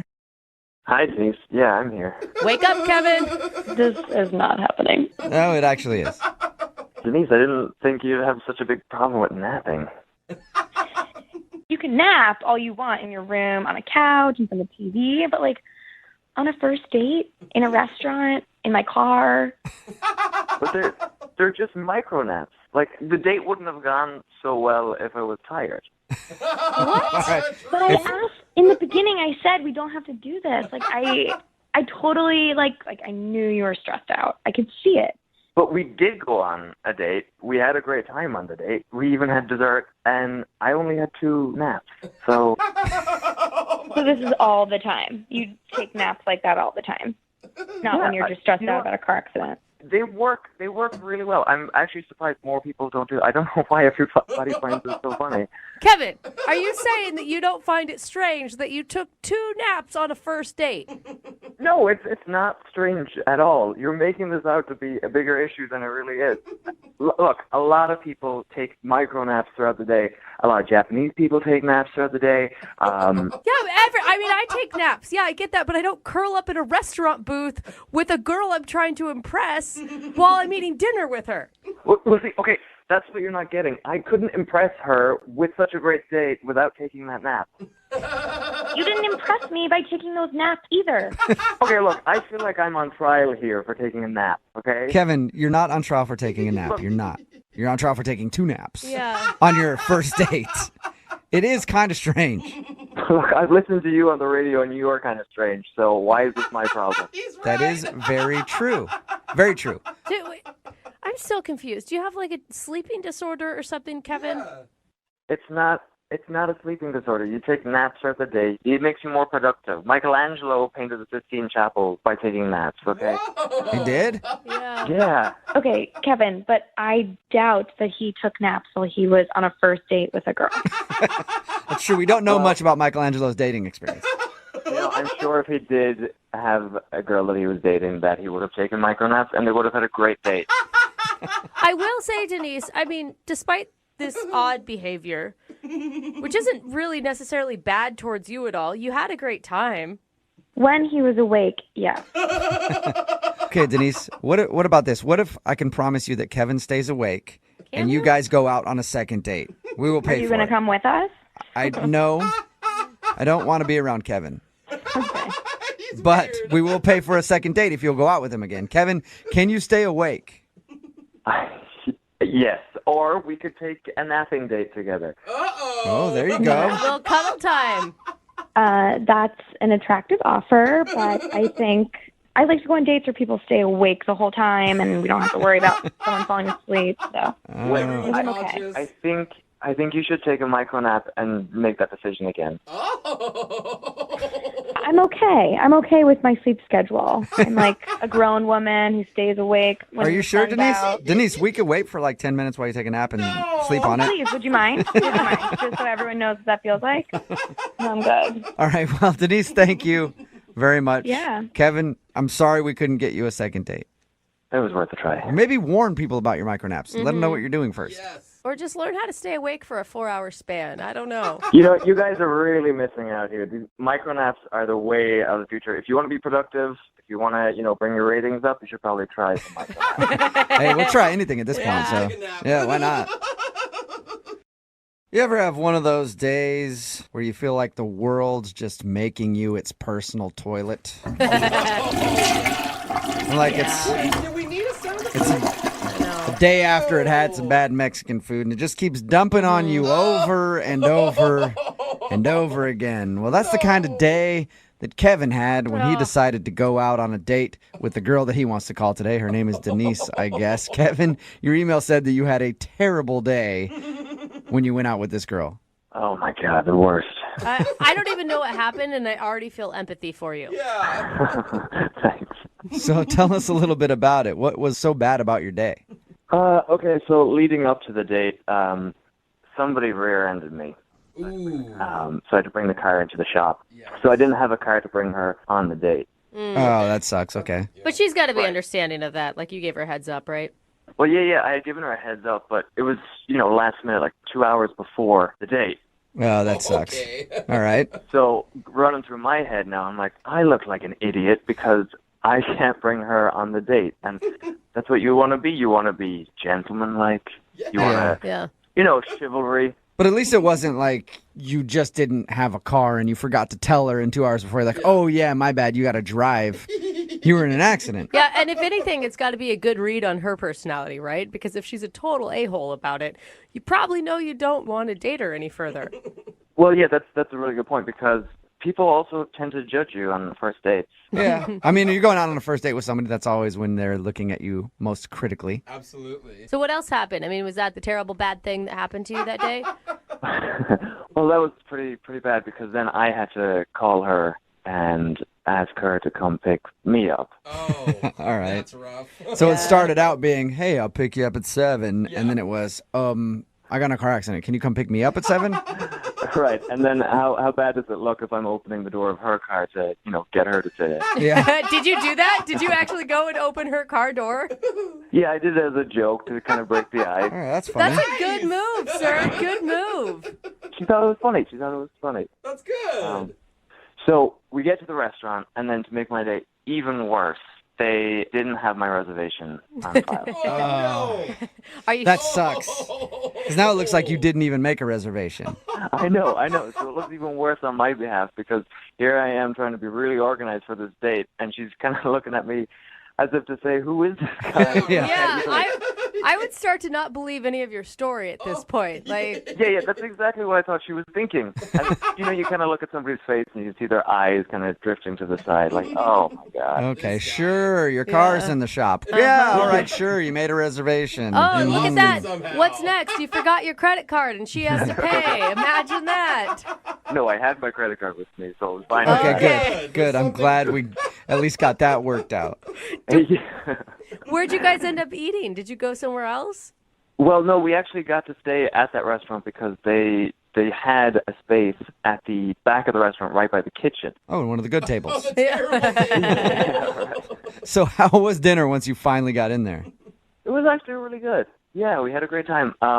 We had just talked the entire time. We kind of put our cell phones to the side. You know how you stack your cell phones so that the first person to answer a cell phone typically pays for the meal? That's what we were kind of joking about. Oh, I've never played that game. That sounds fun. Oh, yeah, it's really efficient. It gets people off their phones really quick. Yeah, I bet. So wait, you were actually going to make her pay if she answered a text message before you? And Well, you're the one that asked her out?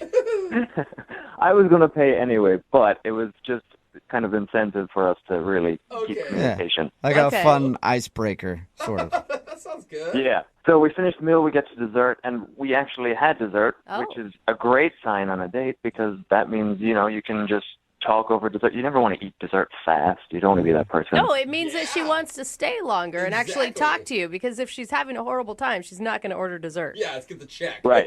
Exactly. So afterwards, we paid the bill, and she drives me home. Yep, that's right. Oh, she had to drive because you didn't have your car. Yeah. So did you guys kiss or anything? Was she a gentlewoman and walked you to the door? Well, here's the thing. I had joked. I was like, hey, do you want to walk me to the door?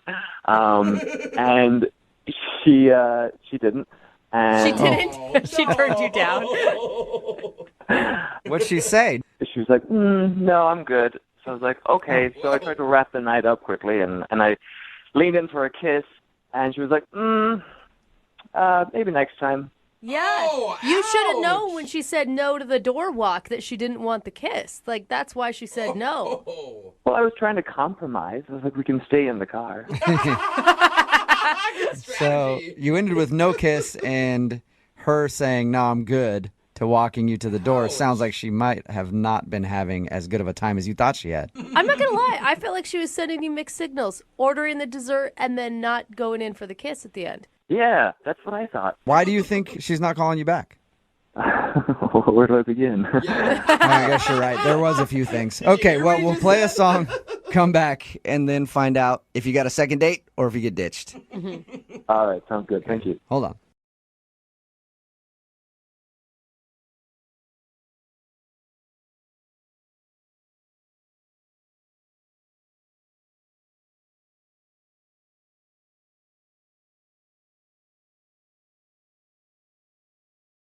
If you're just tuning in for the second date, we're on the phone with a guy named Kurt.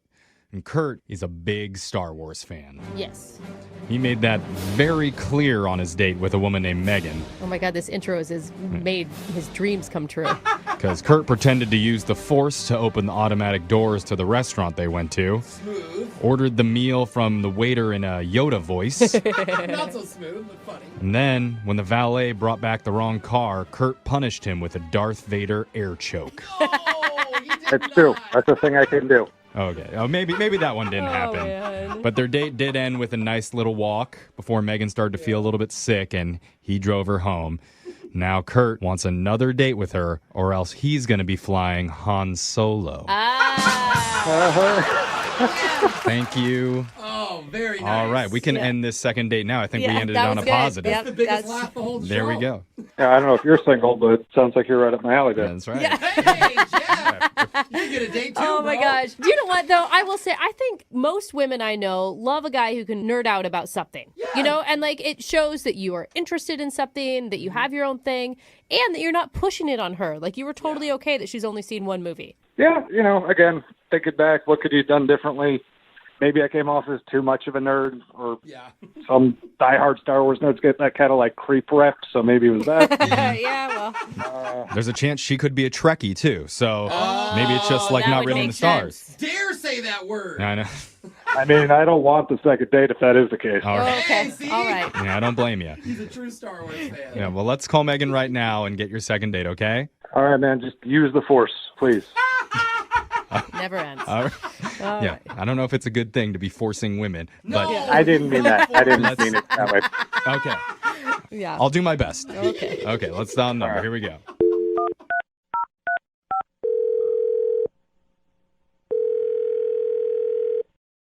Hello, Hi, can I speak to Megan, please? this is. Hey, Megan. My name's Jeffrey from the radio show Brooke and Jeffrey in the Morning. You have a second to talk? Sure. If you don't want to, you don't have to. She said yes. Just go with it. I didn't get the sense that she really wanted to. Oh, okay. She doesn't. Why are you guys calling? Hi, Megan. Okay, I'm calling you because we're doing something on our show right now called a second date. Have you ever heard of that before? No. Really fun. That's fine. It's basically where if you go out on a date with someone and afterwards they're not calling you back, you can reach out to our show and we'll call that person to try and figure out the reason why. Okay.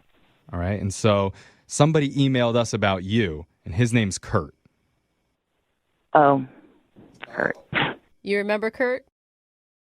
Yeah. Okay. Not getting a lot of positive vibes. Nope. I know. It's just a little awkward. Okay. Between us right now, that's true. Yeah. Between you and Kurt as well?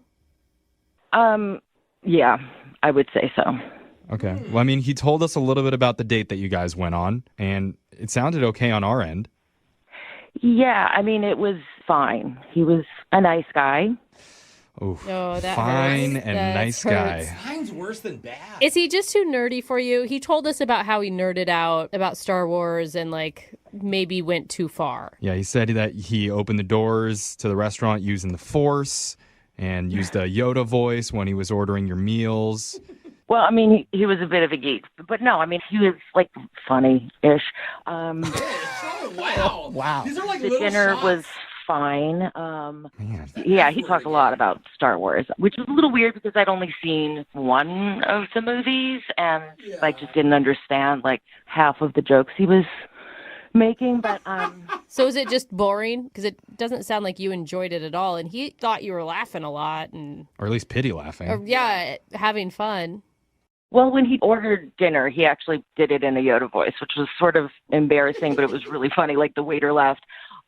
He was like, eggplant parmesan. It was just cute, funny. I sound like a Muppet. I can't do the Yoda. Oh, it's okay. That's okay. That's a positive. Yeah, Yoda's universally loved, so Yeah. that won you over. Okay, what was it, though, that really turned you off about him? Well, you know, he was sweet. He was funny, a little bit of a geek. We went for a little walk, but then I kind of faked being sick. What? I had a feeling. Why'd you agree to the walk if you were just going to bail out like that? That's not cool. No, I mean, it wasn't my plan to do that at all. It was just that I got a little cold, and he was being a gentleman and offered his coat. Oh, yeah, that would make me leave, too. Screw that guy. I'm an independent woman. I can have my own coat. Yeah, come with an original move. It was really sweet, but the thing is that I put my hands in his pockets, and I noticed I don't think he knew that he had a certain thing in his pocket and forgot to take it out. What do you mean? What? Did he have, like a lighter or something? He's a smoker and you didn't know it? No, it was like a false male appendage, if you will. What? I don't get it. He had like a rubber phallic Toy? Oh, like the D. Yeah. Oh, I just got it. He had one in his pocket? Wow, how small was his Yeah. pocket? Or big? Never mind, it doesn't matter. Oh my gosh! Wow. Size matters. Size matters. Okay. Wait, you kind of touched his junk. No, well, I mean, really? Yeah, you're making it worse.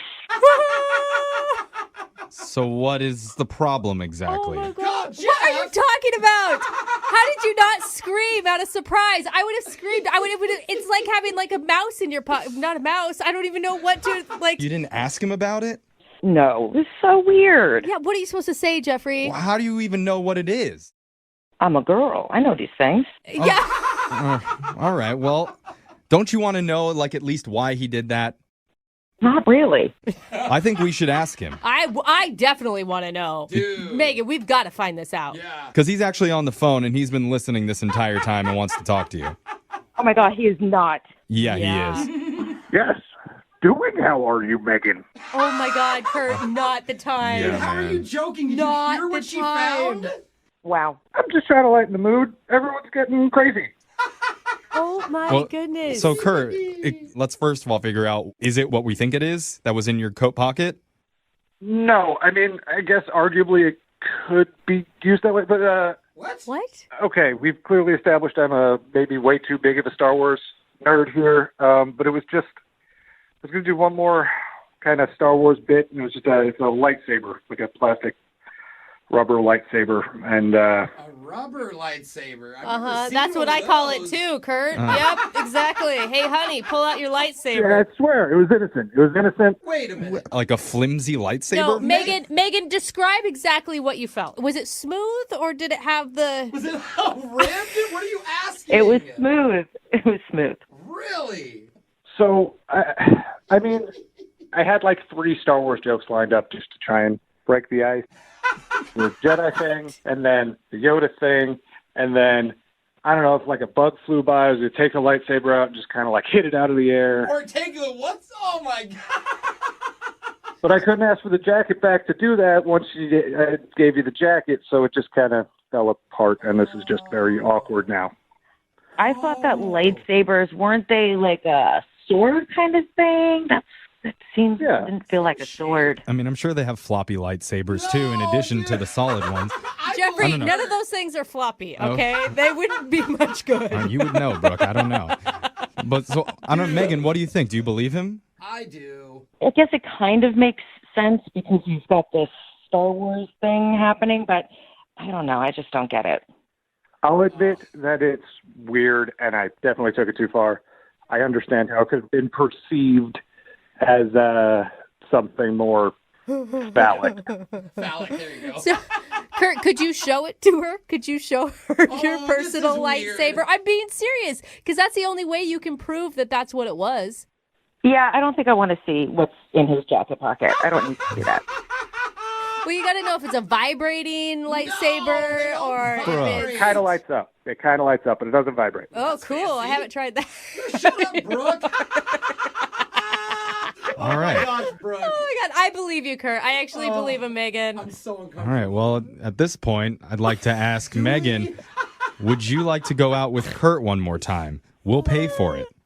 Yeah, I'll pay for it. I think I'll be paying for it. Oh, now she sounds into it. No, she doesn't. I don't think that was a positive. Oh, okay. Yeah, I think he's being really sweet to call a radio station. So He likes you. I would say, yeah, if you could keep the lightsaber at home. I will leave the lightsaber at home. Hey, all right. Okay. You know, I don't know. I just really want to prove that it wasn't the thing you think it was. There you go. I don't know if I'll believe you on that one, but we can try one more date and see how it goes. Successful second date. Congratulations, Kurt. Thank you. You're like Skywalker. You know, maybe I can use the exhaust port. Oh my god! I don't want What to know does what that that means. mean? Oh my god! You said Death Star. Keep your exhaust port Yeah. closed. Kurt, you're freakier than I thought. Yeah. I like it. We've all had that one person in our life who we've had a secret crush on for years. Oh, is this where you confess your love for me? Well, Is no. that what you're going to do? Never. And Jeffrey, I don't feel the same. Never, Brooke. Why Okay. would you do that? Well, for whatever reason, you never asked them out. Maybe it was your childhood babysitter who always had a boyfriend. Your sexy radio co-host. Or your mail carrier taunting you every morning with those little blue shorts. Those calves in those shorts, I'm telling you. Or maybe you've always had a secret thing for your mother-in-law. What? Oh really? Why does she keep refilling my wine glass on Thanksgiving? I think she's trying to send me a message. All right. We've I- parted ways now, Jeffrey. I'm not seeing eye to eye any longer. I can put my own napkin on my lap, but if you really want to...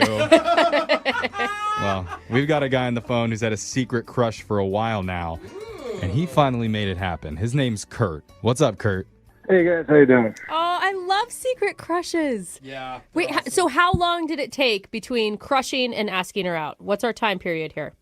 I mean, we had hung out with friends and stuff, maybe only once or twice. Okay. She was with someone, like she was in a relationship. And then I found out she broke up with her ex, and then I only gave it about a week. Nice. And what's her name? Megan. All right. So you asked her out? Yeah, so I asked her out. I had talked to a couple of our mutual friends to see if she was, like, broken up about the breakup. And they said she was fine, so I decided to just go for it. And what were you feeling? How'd you do it? I just cold call. Cold call. I take it you work in sales. Okay. Like a telemarketing call? Yeah. Yeah, I just wanted to see how she was doing, if she was needed emotional support or whatever. And Oh my God. That usually works. That's how I got my husband. I said, yeah. I was like, oh, do you need a friend to talk to? Is that a Yeah. strategy people use? Yeah, catch them in their low moments. Yeah. I didn't know that. Hey, worked for me. Mhm. Hey. All right. So that gives me hope. That's a good sign, I guess. But, That's good. You could marry So this yeah, I girl. asked her out, and we set up plans for dinner. That's awesome. Awesome. So how'd the date go? I mean, I think the date went pretty well. Like, when I picked her up, she looked great, and we laughed a whole bunch. Uh-huh. I mean, there's some things in hindsight that maybe I could have done differently. Name one of them. The restaurant we went to, it had automatic doors. So when we got there, I kind of did, like, the Jedi thing to try and open them. Nice. I've done that a lot of times. Was she impressed? She kind of laughed, but maybe thinking back, it was more like a pity laugh. Oh, come on. That's funny. I mean, that's a dad joke thing. It like, is, that deserves a pity laugh. Yeah. I mean, I'm not gonna lie, I'm a pretty big Star Wars nerd, so like I brought it up a good amount of times. Wait, you brought up Star Wars or the joke you did? Did you just keep talking about how funny Star you were? Wars. I did other Star Wars jokes on top of the Jedi thing. This is, I think, where we're getting to the problem. What else did you do? I ordered in like a Yoda voice. Oh no. Okay. There we go. Okay, when you said a couple of jokes, I mean- this sounds like the entire night. Full character? Yeah, can we hear it? I was like, chicken parm I will get. Pretty good. Yeah, actually, I'm impressed. I mean, if she's not impressed with that, then you should be dumping her. No, come on. Why were you doing that? Were you nervous? Like, why were you doing that? On a date, like, I think it is important to put yourself out there and show who you are, and that's a big part of who I am. Hey, that's good, honestly. It's a really good point. yeah. I mean, has she seen the movies? Like, did she know? She had seen one of the movies, the newer movies. And look at, you're open-minded enough to want to go out with her again. Oh, I figured maybe we could watch it together, like bond over it, see how that goes. Oh, that's good. You can show her the first ones. Yeah, and the night didn't end at the restaurant. Like, we went for a walk afterwards and talked, and we're having a good time. Okay. Good. I was trying to actually tell her what movies to watch and what order and all that. And at one point she got cold. I gave her my jacket. She seemed to appreciate that. Very gentlemanly. Very Jedi-like. Very Jedi-like. Force is strong with this one. So she didn't seem turned off by the nonstop Star Wars conversations.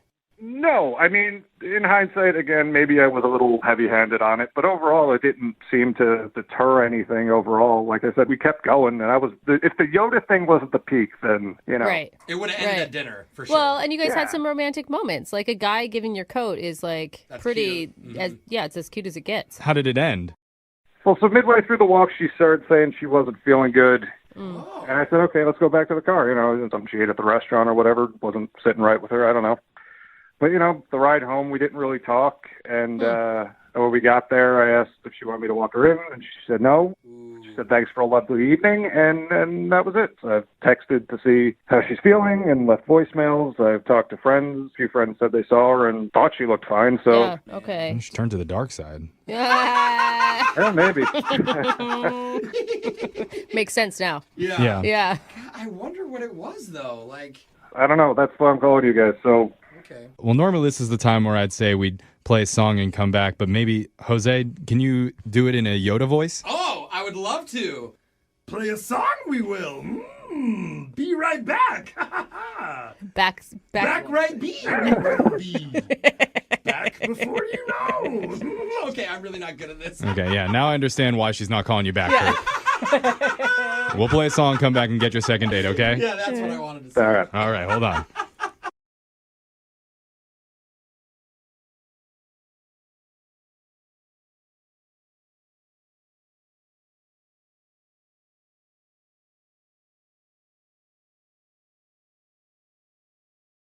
Are you single and feeling out of the loop? Put away that mouse and get out of the house. Join In the Loop, Seattle's brand new activities club just for singles. Go to intheloopsingles.com today. Moving 92.5. Brooke and Jubal's second date update. The girl that's on the phone to do a second date update today actually got stood up completely for her first date, but she feels like it might be her fault.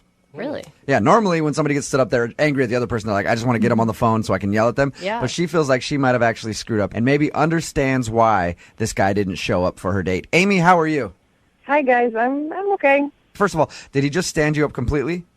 Yeah, I mean, that's pretty much it. I waited at the bar and waited, and I never saw anyone. I didn't hear from him. That's like the worst feeling ever. How long did you wait? Well, I was there for like 30 minutes when I started to wonder if I should maybe like text or call, and then right around 45 minutes, I'm kind of patient, I guess. Yeah. And I texted him and didn't hear anything back, and then I called him. And no answer to that either? What? Yeah, so I probably waited about an hour total. Okay, and how did you meet this guy? I met him online. Okay, and how long had you been talking before you decided to meet up? We were chatting for like 2 weeks, and we had pretty lengthy conversations. And I really felt like I knew this guy and, knew a lot about him. And, I mean, I don't know if any of you have done online dating, but it's pretty clear, the guys that are just looking for one thing, and they pretty much get to the point really quick. I mean, most guys aren't going to spend 2 weeks figuring out who you are and what you like. Unless they're good at it. And then you'll have no idea that that's all they want. So you just made plans to meet at this bar, and then you're waiting there for like 45 minutes. And what's going through your mind while you're waiting for him? Well, a lot of things. I know that he lives like 25 minutes away, so that was one of the things I thought, well, maybe he's stuck in traffic. So I gave it a little while. Because if he lived right down the street and he was 45 minutes late, you'd be like, all right, he's definitely standing me up. So you thought maybe it was a traffic issue? Yeah, so I texted him initially and just was like, is everything okay? And I didn't hear anything back. And so then I thought, well, maybe he's in an accident or something. And that's the kind of the point where you like start to not necessarily hope that he's in an accident, but like maybe not like a bad accident where he's injured, but I hope maybe he got like a little bit of an accident so that he's not standing me up. Right. So your email did say though that you feel like it might be your fault that he stood you up, and why is that? You never really actually explained it. Yeah. So I told like a tiny, tiny white lie on the dating profile. Okay, what was your white lie? I'm 32, and I said that I was 25. That's a big difference there. You lied about your age. 7 years, that is a big age difference, Amy. I mean, you know how it is. Guys want younger women, and at the time, it seems like the right thing to do. And did you ever come clean about this? No, I have not come clean. So that's my thought, is that maybe he Googled me. Or Facebooked me, or so what? I mean, you've been online dating a lot. You said, what do you do when guys show up? They think you're 25 and you're actually 32. How do you break that to them? I mean, I don't think that I look that much different than I did. I was using a picture from a few years ago, but I really don't think that I look that different. Amy, you were catfishing him. Here's the deal: is once you hit the 30 mark, you get less messages from people. People are just not as interested. And so, putting that I'm 25, I simply get more messages and more people are willing to look at me and then potentially... Amy, I know where you're coming from. Look, if I were to do online dating, all right, I never have, but if I were, my profile picture would be Mario Lopez. It's really similar. So I can understand where you're coming from. You want to make yourself seem a little more attractive. And this is the only thing that you can think of, is that maybe he found out your real age. Exactly. So are you wanting to call and apologize and see if you can make good with that? Well, I honestly just want to find out what it is, why he stood me up. All right. We'll play a song, come back, call him, and get your second date update, okay? Okay. All right, hang on. Moving 92.5. Brooke and Jubal in the mornings. Second date update. Amy is on the phone with us, and she wants to call a guy named Craig today because Craig stood her up for her date. But Amy feels like it might be her fault because they met online and Amy lied about her age by 7 years. She's 32 years old, said that she was 25. She thinks maybe that he Googled her or maybe showed up and saw her and realized that she wasn't 25 and then just decided to split. She hasn't heard anything from him after waiting for like 45 minutes. So we're going to call, try to get him on the phone and see if we can find out if that's the reason. Amy, I was thinking about it, and I don't think that he stood you up because you lied about your age. You don't? No, I don't. Because if I showed up and you said you were 25 and then I saw that you were like in your 30s, I would have definitely stayed and came and talked to you. Whoa. Because it's probably a sure thing. Because you're getting older and you're running out of time and you got to get it in while you can. You know what I mean? I know that it's probably going to happen with you. I'm with you, bro. Yeah, right? What is wrong with you guys? Nice. Okay. Well, I'm going to dial the phone number right now, see if we can get him on the phone and find out why he stood you up, okay? All right. All right, here we go.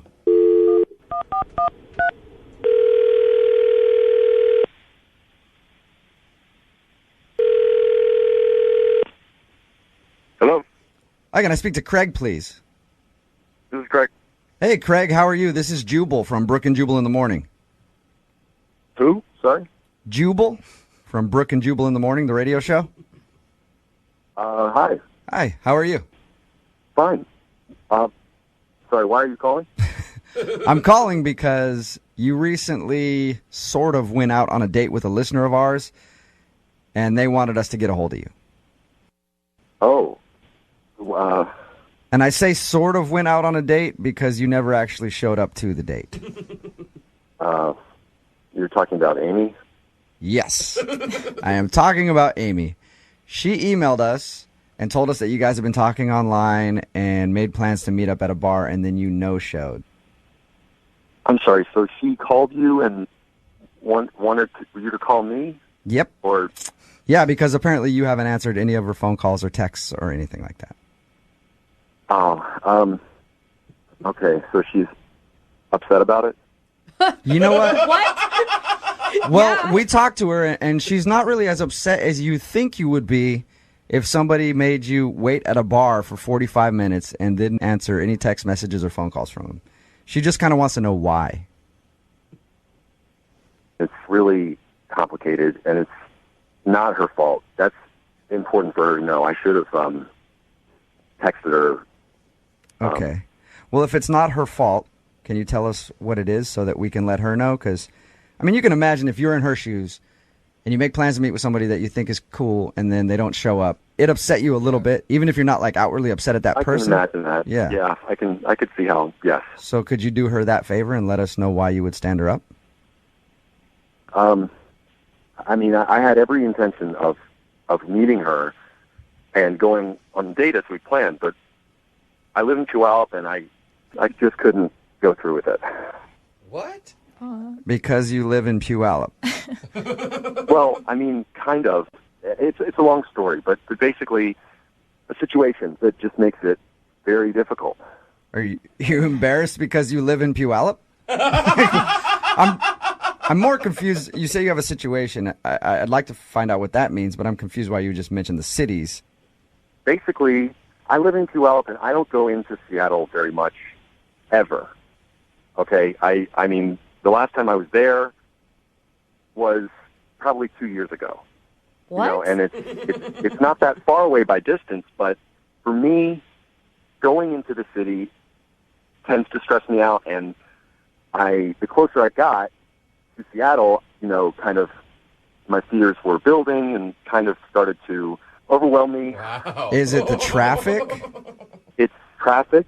It's people. There's a lot of tall buildings, and that's basically a lot of movement. And I honestly don't know how you guys do it. Like, you walk down just a regular street in a city, and there's so many sounds. You don't know where they're coming from. Like, there's people everywhere, cars. Traffic alone is enough to just, like, freak me out. You know, there's people changing lanes, not even signaling. So many bad drivers. How do you guys even operate? So correct me if I'm wrong, Craig. It sounds like you were scared of the city. I'm not scared of it necessarily, but it just... He's petrified I'm not of it, scared of Jubal. it. Yeah, I'm just really, really frightened of it. He just breaks out into cold sweats, that's all. I don't have nightmares about it or anything.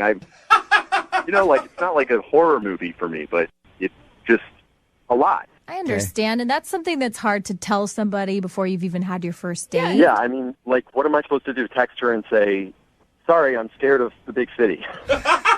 Just I'm a little country boy, and I can't possibly drive in with all those cars and people. Did you see that giant space needle they got up there? You know what, Craig? I meet a lot of people like you after my comedy shows when I do them, like in Puyallup and stuff like that. They talk about the city of Seattle like it's foreign, like they've never gone there. And they're just like, I can't even drive in there because the traffic scares me and I hate going there. Anytime I invite friends from Tacoma, they're always like, oh, I hate coming to Seattle. Yeah. The traffic. And I'm all the sorry, parking. but he is playing such a victim role here when he's the one that stood this girl up and you never even sent her a text. Like, you could have made up any other excuse in the world. You didn't even have to tell her the truth. I'm not a liar. I didn't want to lie to her and also get into something else where, she didn't know the real truth. So I just figured it was easier to not, All right.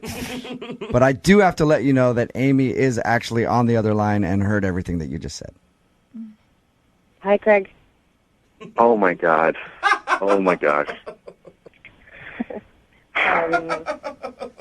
So I really wasn't sure why you stood me up, but I really never would have guessed that it's because you were scared of. Yeah, I mean, why would you go to that? I know, and I mean, why didn't you just tell me? You know what I mean? I waited there, and then I spent this whole time wondering, what did I do to make you stand me up? Because I really liked you, and all you had to do was, answer my text message or answer my phone call. I know. I just didn't know how to tell you. And Yeah, Craig. I mean, listen, Craig. Amy is a 32-year-old woman. Okay, she can handle the news that you have trouble going to the city. Amy's 25. Oh, did I make a mistake there? Yeah, she's 25. Yeah. I mean, actually, she's 32. Really? Are we talking about this? So I guess you both have something that you kind of didn't tell each other, right? That's messed up. That is messed up.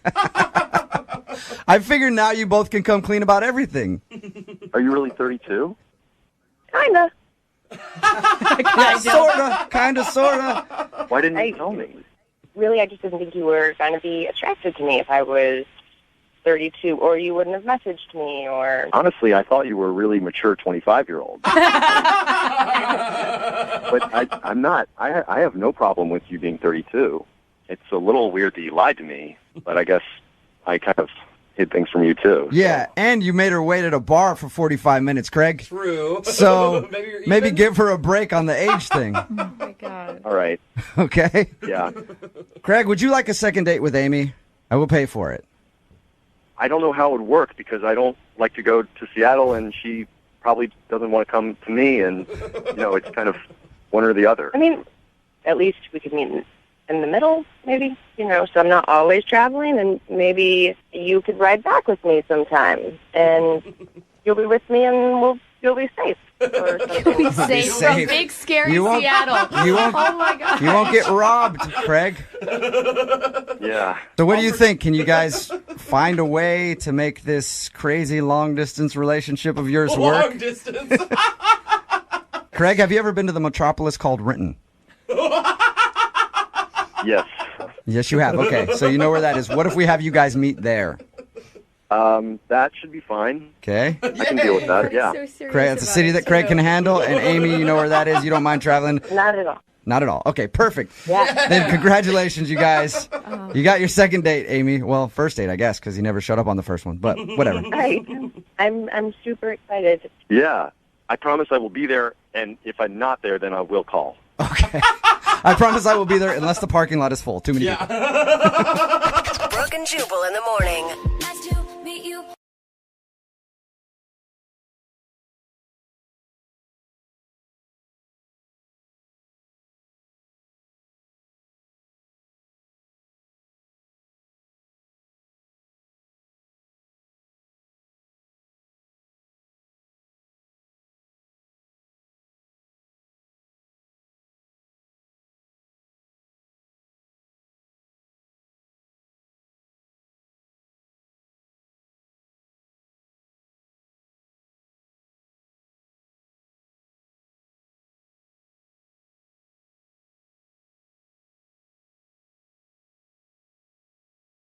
This is the first date I can think of in a while where the police actually got involved. What? Oh, no. I know. That's not good. Well, I know personally I deal with a lot of men in uniform. I bet so you do. I'm kind of curious about this situation, if it was more of a confrontational police thing or more of a mutually agreed upon police guy with a boombox breaking into a room and doing a dance sort of situation, because that's the bad boy that I'm thinking of. I mean, it's the bad boy I want too, but it's probably not when Maybe- people say police. Maybe I'm wrong here, but let's ask Lauren, who's emailed us for help today. What's up, Lauren? Hi, guys. Did the police officer have rip-away pants?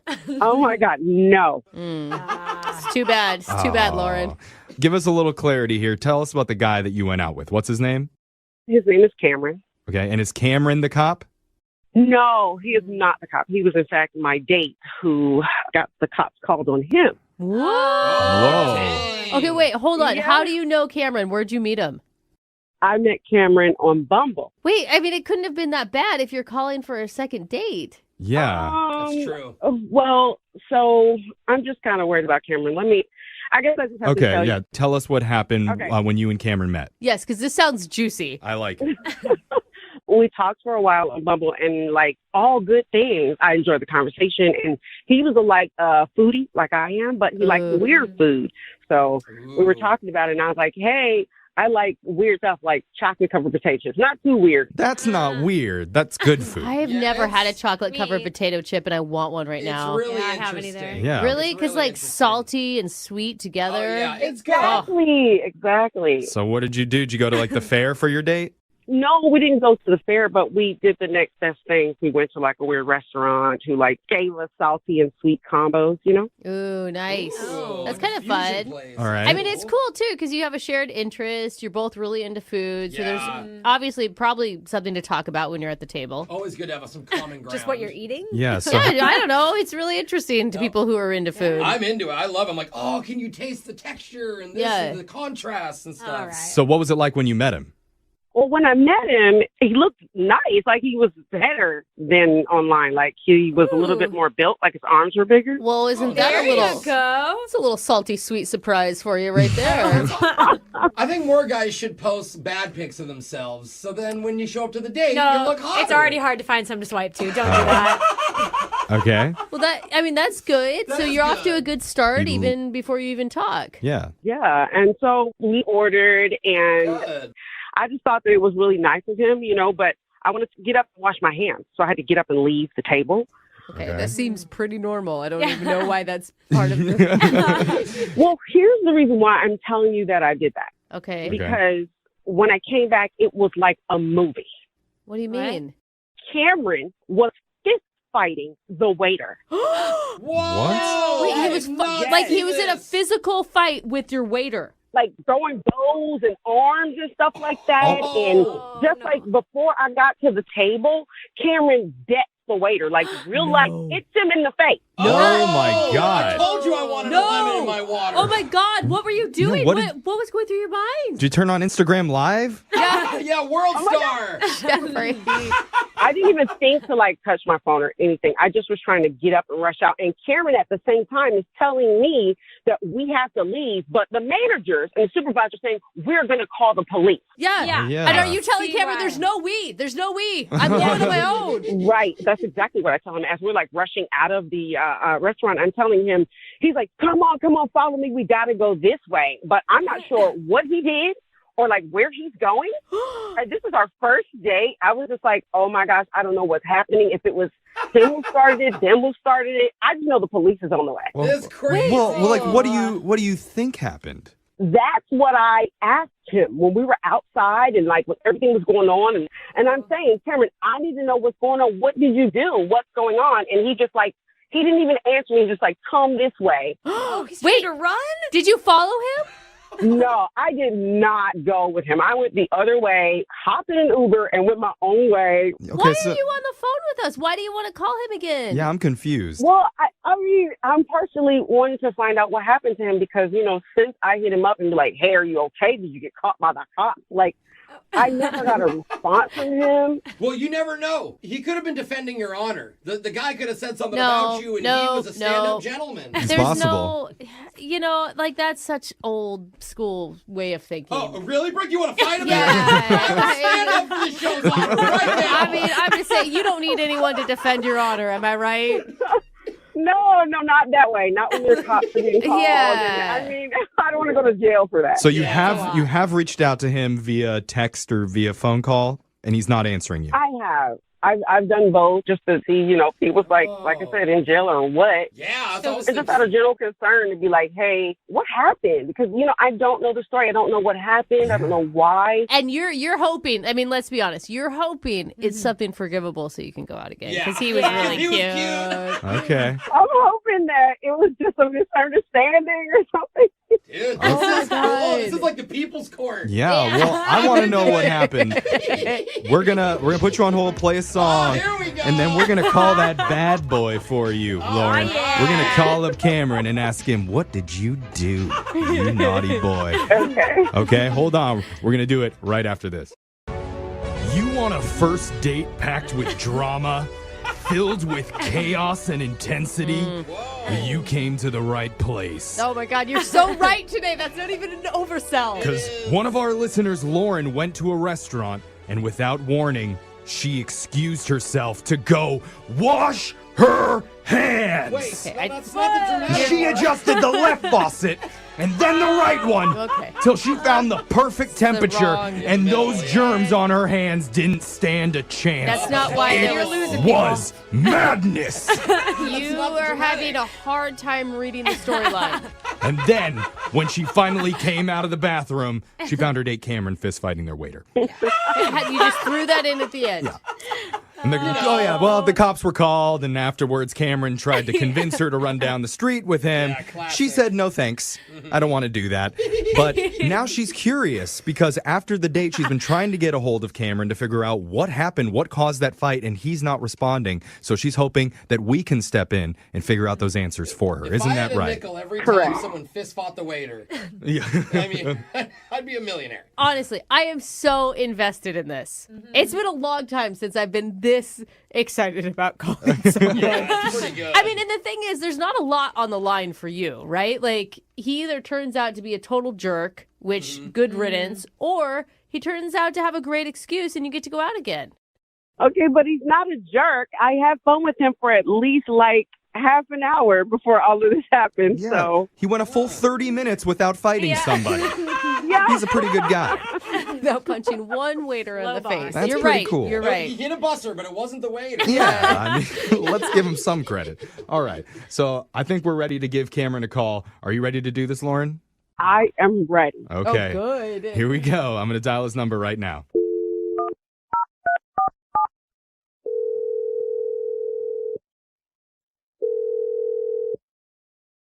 Hello? Hey, I'm looking for Cameron. Who's calling? My name's Jeff from the radio show Brooke and Jeffrey in the Morning, otherwise known as Detective Garcia. Oh, God. Stop it. Okay. I'd like to ask you a few questions, sir, if you have a moment. Radio detective?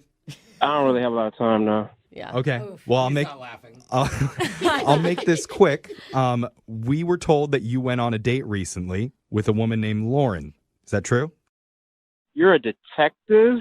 That's right. You want to know if I went on a date? What kind of detective are you? I'm a detective of love. I'm trying to get to the bottom of this case. detective. We're a radio show. You're going to get arrested for impersonating a police officer. I am a real officer of romance. You are an officer of romance. All right, Lieutenant. Look, Cameron, we're doing something called a second date, okay? Okay. It's where if one of our listeners goes out with someone and afterwards, if that person isn't calling them back, they can email us to reach out for them to help them figure out what's really going on. And so Lauren went out with you. She had a pretty good time with you up until some chaos ensued. And she's been having a hard time getting a hold of you afterwards, and she's worried. I like Lauren, but it was just a bad night. I really don't want to talk about that night. Okay. Well, no, she agrees it was a bad night, but when she was talking about you, she had glowing things to say about how handsome you were and how nice you were. Well, if Lauren thinks so, then that's true. Okay. I mean, honestly, Cameron, from the time that we've talked, you sound like a nice guy, and I'm sure it was just a misunderstanding. Yeah. You're right. It was a misunderstanding. Okay. Okay, good. And that's what we're trying to do here. We're trying to clear the air. And I think Lauren is like open to hearing what happened. I mean, she's very confused, obviously. Can you imagine being her, like coming out of the bathroom and seeing your date fighting the waiter? Well, I'm sure you can imagine it. He was there. Well, I'm just saying from her perspective. He was really involved. I mean, like, you knew what happened. She still has no clue. Can we ask? And she wants to forgive you. She wants to, see you again and move past this. but if I tell you guys, it just makes me look bad. Well, we already think you're a guy who got in a fight and ran from the cops, so... I mean, help us understand. Because I want to be on your team, especially since I heard you have huge arms. Yeah. Here's the deal. I was talking to another person at a different table. The waiter came right up in my face, directly in my face, and rudely told me that I was supposed to be on a date with someone else and that he thought it was rude that I was trying to give my business card to another person at the next table. Okay, well, is this other person that you were talking to, are they a woman?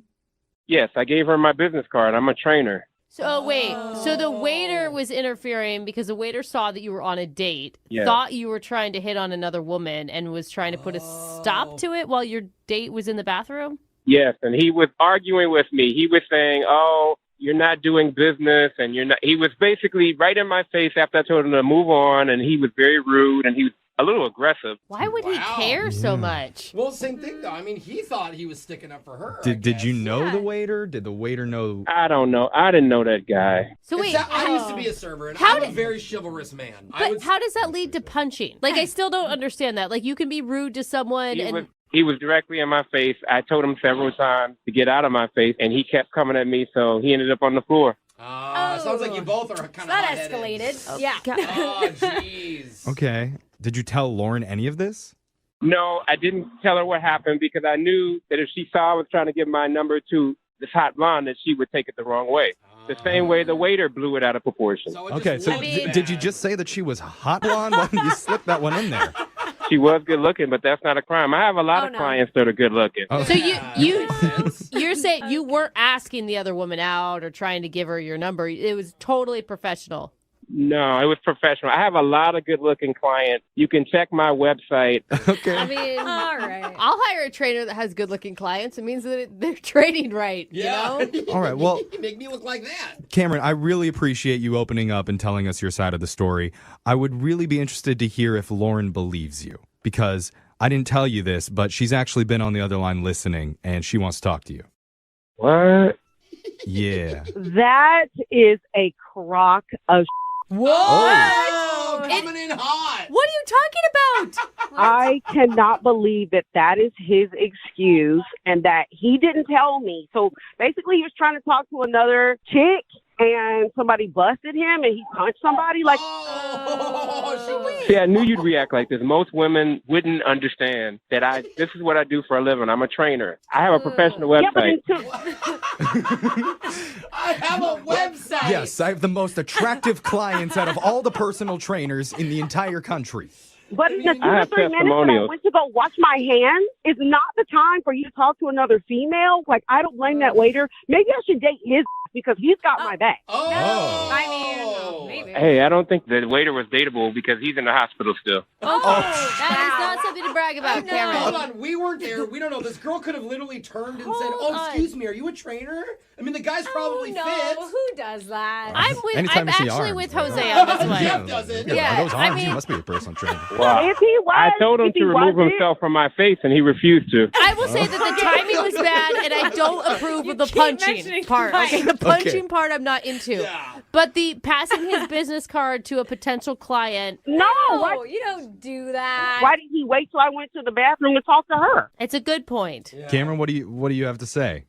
Well, the story is as I said it. I was trying to get a potential client. Yo, Okay, so wait. here's why I believe him. And then he didn't got up know- in my face. He didn't know she was on the line. He told us this story, literally had no idea she was on the line. So he is telling the truth, in my opinion. Okay, here's the question that will find it out. Okay. All right.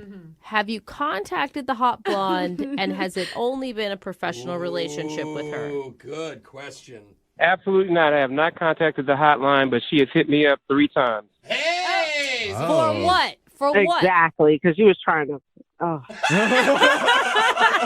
you up for what? She wants to get training sessions. Lauren, I think you should give him another chance. I think you should believe him. Okay, I don't think we should believe him. He punched somebody and he almost made me go to jail. I wanted to see if he was going to say sorry. So what I was expecting for him to be like at least remorseful that he hit the guy. When I walked up, you were already like gonna punch him, but you've not even said anything about that. It was about a hot blonde. Get the fuck out of here, Cameron. None of us were there, Do you want to say sorry?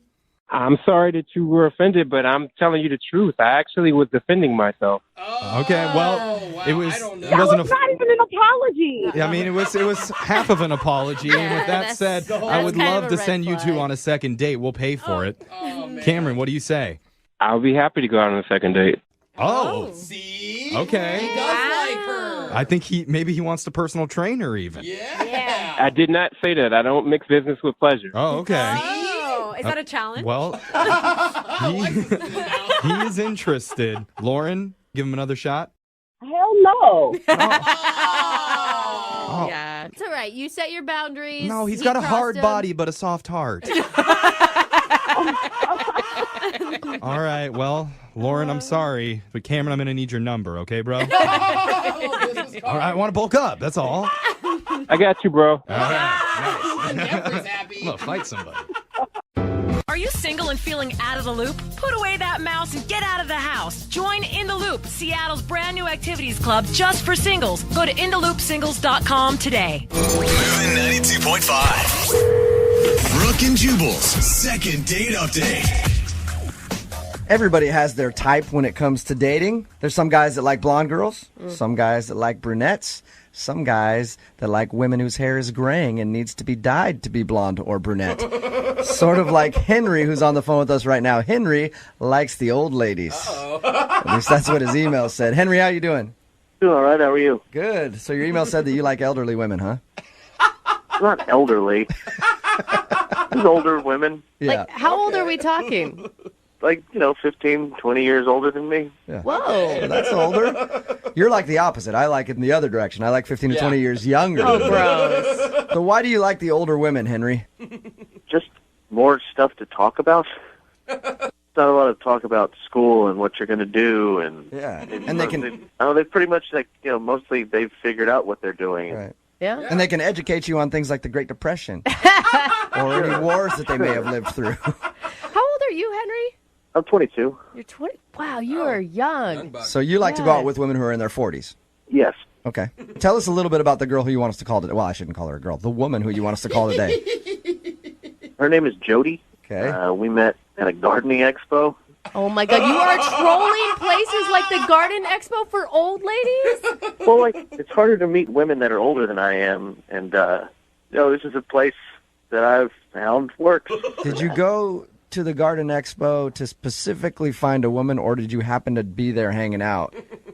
No, I go there. I don't go there just to, troll for women. But, I mean, I look around and I try to meet people, maybe strike up a conversation, go out, maybe have a romantic time. So how does one hit on somebody at a gardening expo? Take me through that.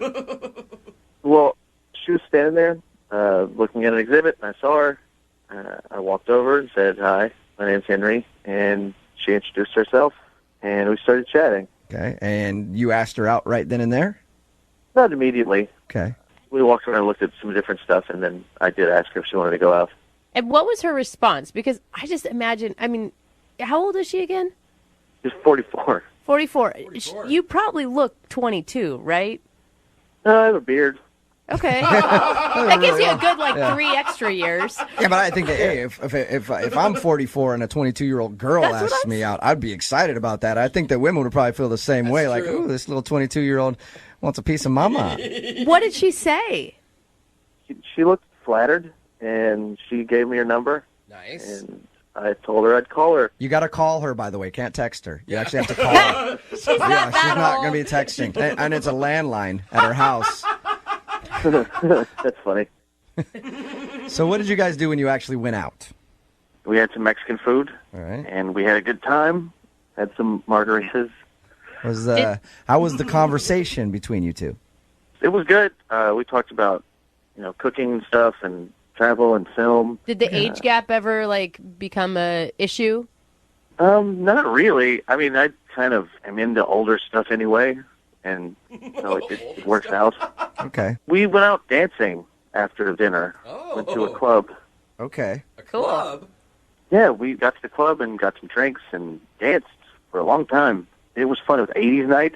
They were playing a lot of 80s songs. Music from her youth, at least. Come on. Was there chemistry between you guys?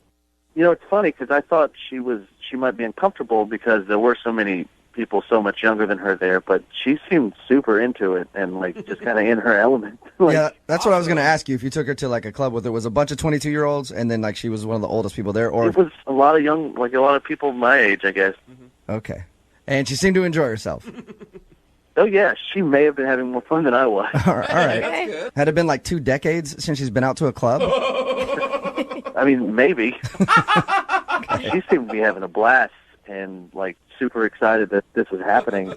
We're talking about her like she's an 80-year-old I woman. know. She's She's in her 40. 40s. I mean, she's gonna break a hip on the dance floor or something like that. I mean, yeah. All right. So anyway, it seems like you had a good time, and you can't understand why she's not calling you back. Yeah, and it's just hard to meet quality women like this, so I appreciate the help. All right. Well, we'll play a song, come back, call her, and get your second date update. Okay? Okay. All right. Hang on. Moving 92.5. Brooke and Jubal in the mornings. Second date update. If you're just joining us for today's second date update, Henry is on the phone. Henry has very specific taste in ladies.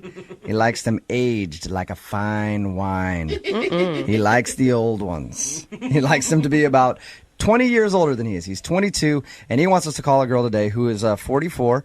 They ended up meeting at a gardening expo because that's where he goes to meet his women. They ended up going to dinner, out to a club, says that they had a great time and can't figure out why she's not calling him back. And Henry, I never asked you this when I talked to you just a second ago, but I'm curious because I have a buddy who actually does this. He loves to date women that are in their 40s, even 50s, because he says that they're easy. Is that why you do this? No, not at all. No? You didn't even, but he didn't even make a move on her, did you? Like, you guys didn't even kiss at the end of the night. No, we didn't, just other than dancing. Very close. See, and then my friend says that basically a kiss at the end of the night is like going all the way with these ladies. Like that, to them, that's a kiss. So I'm surprised that you didn't get any. You know, because their time's running out. They got to get it in while they can. Especially with the young stuff. Yeah. I just really enjoy the conversation. All right. Okay. I know you guys are like laughing and joking about this, but I like older women because they're very attractive to me. And they're just more mature, and they have more to talk about than, I guess, what the latest Kardashian episode's about. See, I'm the opposite. I like younger women because they're less mature and they haven't been completely ruined yet by another. So I like to be the guy that just ruins their life. You sound like you're horrible to date. I am. Sounds about right. I actually am, so that's cool. All right, I'm going to dial the phone number right now, see if we can get her on the phone. You ready? Yeah. Okay.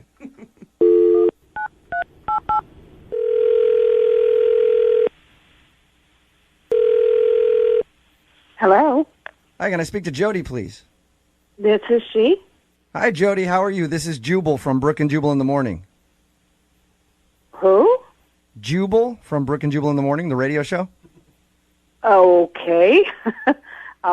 Hi. Hi. How are you? I'm good. What can I do for you? Well, I'm calling you today because one of our listeners recently sent us an email about you. They did? Yep, they did. His name is Henry, and you guys recently went on a date. Okay, yes. I remember Henry. Okay, well, Henry really enjoyed your time together, and he emailed us because apparently you're not calling him back, and he would love to see you again. So he asked us if we could get you on the phone and find out why. Okay. I think I was going to... I don't really understand this, so... It's a segment that we do on our show called the Second Date Update. Basically, if a listener goes out with someone and then gets blown off, they email us to see if we can get that person on the phone and ask why. So Henry thinks that you've blown him off and don't want to see him again, but he's curious to find out if you did something wrong on the date or if you just don't like him. Oh, Do you mind talking to us for a couple minutes and just telling us a little bit about your date with Henry? sure. I guess I can. Okay. So first of all, I guess tell us a little bit about Henry. Did you like him? Oh, he was very nice and sweet, and I enjoyed his company. Okay. Were you shocked when he first asked you out on a date? A little. But, he was very nice, and we seemed to have some things to talk about. So I went. Were you shocked because of his age difference? He did tell us that he's quite a bit younger than you. Yes, he is. And I was a little uncomfortable telling him my age at first because I didn't know if he thought I was younger than I am. Okay. So when he first started hitting on you, we were like, this kid doesn't know that I'm a lot older than he is. Kind of, yes. Okay. Like I said, he was a very nice man. And But you guys went out and seemed to enjoy yourself, right? I mean, was there something weird that happened in the evening to make you not want to go out with him again? Well, we were having, we were fine, but then he started. It was in the on the ride out there in the car, and it creeped me out a little bit. He was being he was complimenting me a lot. Like on the way to the restaurant, or when you guys were leaving the club? When we were, no. When we were on the way to the restaurant, he said something about me having very soft hands, like his mom's. Whoa! He did not use the phrase like. Did he actually say like his mom's? Yeah, he did. Oh, that's kind of creepy. I could see how that would be a little weird. Yeah. So was it right there where you're like, okay, I don't know if I want to hang out with this guy? Well, I mean, I thought maybe he was nervous and he was just trying to be nice, so I let it go. Then he said that I had a really sweet, very calm sort of voice, and then he also said like his mom's. Whoa! Again? So he gave you a couple compliments and then just said that you remind him of his mom. Yes. Did you All right, did that's you a little weird. did you approach that at all? Like, hey, do you have mom issues? I mean, I don't know if you talked about mom issues. No. I mean, I thought he was nervous. Then we had dinner and we had a nice time and we were drinking. We were at the club and we were on the dance floor and we were grinding. And he was like, "My mom doesn't do this." No way! All right. That's weird. So he kept talking. Maybe he thought it was a joke. Yeah. But, he was laughing, and I laughed, but no. Do you feel like he has some sort of weird fetishy thing going on? Oh, God, please. I hate to just ask it like that, I but... did then, yes. Yeah. I was very surprised. I mean, I'm pretty open, but I don't know about the mom. Yeah. That's a little much. I could see why. So that's why you're not calling him back and don't want to go out with him again.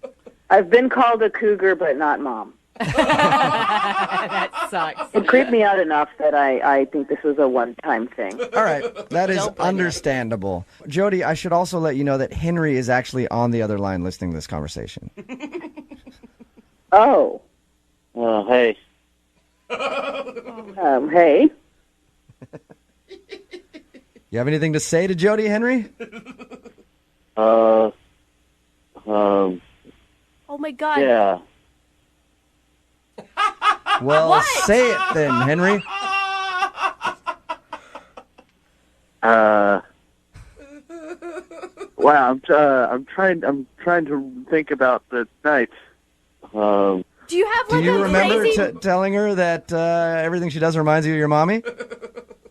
I don't think I said mommy. Is that why you're dating older women, Henry? Because you have some weird mom thing happening? No, I was just trying to compliment her, and sure, it sounds weird now, but it didn't then. No, it did sound a little strange. It sounded weird. I don't know. I just really thought you were cute and liked you, and sorry I brought up my mom too much or at all. No, thank you. But yeah, you did, and it's uncomfortable. I mean, I'm pretty open to things, but you brought your mom, and on the dance floor, that was a lot. Yeah, I can imagine. Yeah, are you grinding with your mom a lot, Henry? No, my mom, I don't think grinds. Well, that's good to know. Well, I don't need to know that. Yeah. I mean, when I said my mom didn't do this on the dance floor, we were drinking. It was a joke. It was like a fun joke. Okay, it's a joke if you hadn't already brought up your mom and compared her to her 2 other times prior to that. No, you just don't get it. It was funny. It's one of those, like, you had to be there. jokes? Henry, it wasn't funny the first time, the second time, and definitely not the third time. Yeah. Look, Henry, if you're into dating older women like Jody, I don't compare them to your mom. That should be pretty obvious. It should be, like, but how is that not obvious? I mean, you guys just don't understand. It was a joke. all right. Well, Jody, would you like to go out with Henry again? He'd love to take you out on a second date. We will pay for it. No, maybe No? he should go out with his mom. I was going to say, that is so something his mom would have said. I'm sorry, Henry. You didn't get a second date. That's all right. There are plenty more places to meet women I'm interested in. Yeah, like at your mom's house, your parents' house. See, that was funny. Yeah, thanks. Brooke and Jubal in the morning.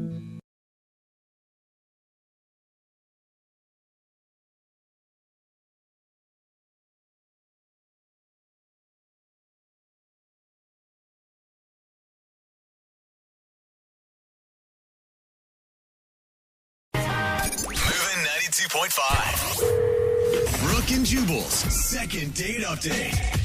A lot of times when you do second date updates, people have no idea what they've done wrong on their first date, or they leave out a very important detail in the story that they're telling us, something that they don't think is weird, but their date certainly thought was. Well, today's second dater knows exactly what he did wrong on his first date. His name is Tuggy. Tuggy, what's up, man? How are you? Jubal, how you doing, man? What's up? Oh, my God. What's going on, Tuggy? You don't even know it, but you are my dog, man. You're my jam. You're my jam. Thanks, Tuggy. Tuggy, do you introduce yourself as Tuggy, or is this just a nickname that you use because, you know, you and Jubal are obviously bros now? Well, I mean, we're obviously bros, but yeah, I mean, my buddy gave me that name in 8th grade. It's kind of a long story, but yeah, my real name's Daryl. All right. It's always interesting. It's a long story. They call me Tuggy. I don't want to know that story at all. Nope, especially in 8th grade. So the girl that you want to call today, tell us a little bit about her. This chick I met on plentyoffish.com. Nice. And so, like, I meet this chick. Her name's Megan, and I thought she was cute. Her profile checked out. And I said, hey, you want to go out for dinner? She said, cool. And she was one of the only girls off of this website that actually looks like her picture, which is cute. I feel like you've tried to date everyone on that website. From too, what like I know, from what I know of Plenty of Fish, that is true. So, yeah, congratulations. Yeah, and you know, I roll up to pick her up, and I like to have a good time. I'm kind of a prankster, kind of like you, Jubal. And like I always have some fun ideas when I pick up a girl, like you know. And so anyway, I think this girl wasn't into it or something. I don't know, but anyway. I pick her up. Yeah, that kind of, I mean, that kind of made no sense what you just said there. What do you mean by fun ideas that you do for girls? Like, they get in your car and they sit on a whoopee cushion or something? No, but like, so she gets in the car and I'm like, all right, you want to go for a ride? And she's like, okay. And then I floor it. What? And we drive, there's like a dead end on her street. So I'm like, this would be funny if I drive straight towards this wall. And like, I get to like, up to like, maybe like 45 miles an hour, like the span of a block. What are you doing? And I'm headed right for this wall, and she's screaming. And then, of course, I mean, I stop right before the wall. I'm not going to kill us all. And good. And she was really angry. Yeah. She just met a guy named Tuggy and gave her address out. It was her first mistake, and now she's in a car with him. This is so wrong on so many levels. What did she say after you pretended to slam into a wall? Oh my gosh. She like gathered herself, and she said, "What the hell was that?" And I said, well, I just thought it'd be funny. Oh. Oh, terrible answer. Yeah. No, I like a man to wait until the second date to endanger my life, or at least, 30 minutes into the date. I mean, I guess, but it's like, if you're not up for that kind of humor, then I don't know if you should be dating Tuggy. Yeah, then you don't deserve Tuggy. All right? Has this worked for you before? Have you tried this Not trick? this one. No, the last girl I dated for about 2 weeks, when I picked her up, I immediately locked the doors, and she thought that was pretty funny. That is so creepy, Tuggy. That's awesome. Just staring at not funny. Tuggy, I like your dating style, man. We're 5 minutes into this date, and I'm already thinking that she needs to file a police report. Tell us what happened on the rest of your date. Well, so then we go very slowly to dinner. I'm following the speed limit. And we get there, and I'm like, cool. And then she says, oh, hey, a friend of mine works across the street at this other restaurant. And she's like, you mind if I stop in? I'm like, no, fine, that's cool. So I'm waiting in the parking lot for like 15 minutes while she's in this other place. And I'm like, well, what the heck, what's up, And so I I go across in this other restaurant, and I say, and I'm looking for her, and I can't find her. And I said to like the hostess, "You see a girl that looks like this girl?" And she said, "Yeah, some girl came in and just asked to use the back entrance and left." Oh, no. So she ditched out the back door of another restaurant to try to get away from you, Tuggy. Yeah, so she bolted. So what do you want to do today then? You want to call her and find out if she'll go out with you again? You want to call her and apologize? What is the point? Yeah, I need you guys to make it all right. I need my bros to don't. kind of make it all right. Smooth it out, huh? I mean, do you feel any remorse, Tuggy, for making her feel uncomfortable or unsafe? Yeah, I obviously came on too strong, and it's like I want her to know that I can take it slow and not be crazy right off the bat. I don't believe Laugh you. at the end. I don't believe you All right. at all, though, Tuggy, is Here the we problem. go. Tuggy, we're going to play a song. We'll come back. We'll call her, see if we can get her on the phone and get your second date update, okay? Oh, sweet. Thanks. All right, man. Just hold on. Moving 92.5. Brooke and Jubal in the mornings. Second date update. You can usually tell a date has gone bad when the person you're on a date with makes an excuse to go in another restaurant and then runs out the back door, never to be seen or heard from again. It's usually a good indicator. Yeah, Tuggy had that happen to him on his first date. If you're just joining us for the second date update, Tuggy is on the phone. His real name is Daryl, by the way. Tuggy is not his given name. But he met a girl named Megan on Plenty of Fish. He's a bit of a prankster, I guess, and when he picked her up for the date, he pretended like he was going to slam the car into a wall. What a joke. Gotcha. To scare her. It worked. It scared her.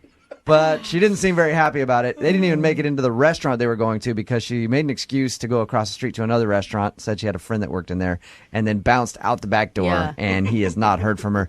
Tuggy, I was talking to my producer, and he says that you tried to text her about 20 times since your date. Oh, Yeah, well, I wanted to apologize, man. I think I scared her, you know. I wanted to say sorry.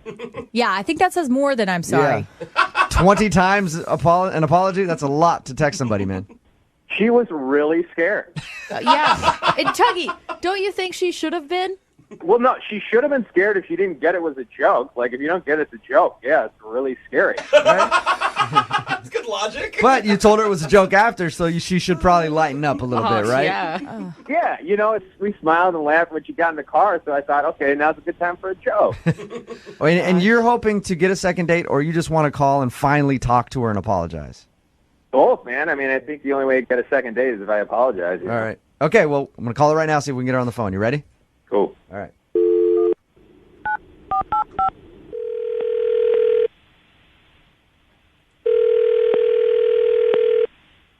Hello, Hi, is Megan in?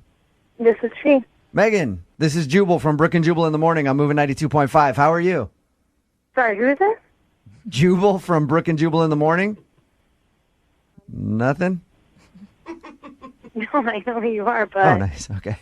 um, I'm calling you because you recently went out with a friend of our radio show on a little bit of a date. His name's Tuggy. yep, kind of an unforgettable dude. Tuggy liked you a lot. He emailed us and wanted us to call you and ask why you won't get back to him. Didn't seem like he liked me. I was not getting that vibe. Oh. He basically almost killed me. Yeah, he told us about that. He feels bad. Oh, good. He feels bad. I'm glad.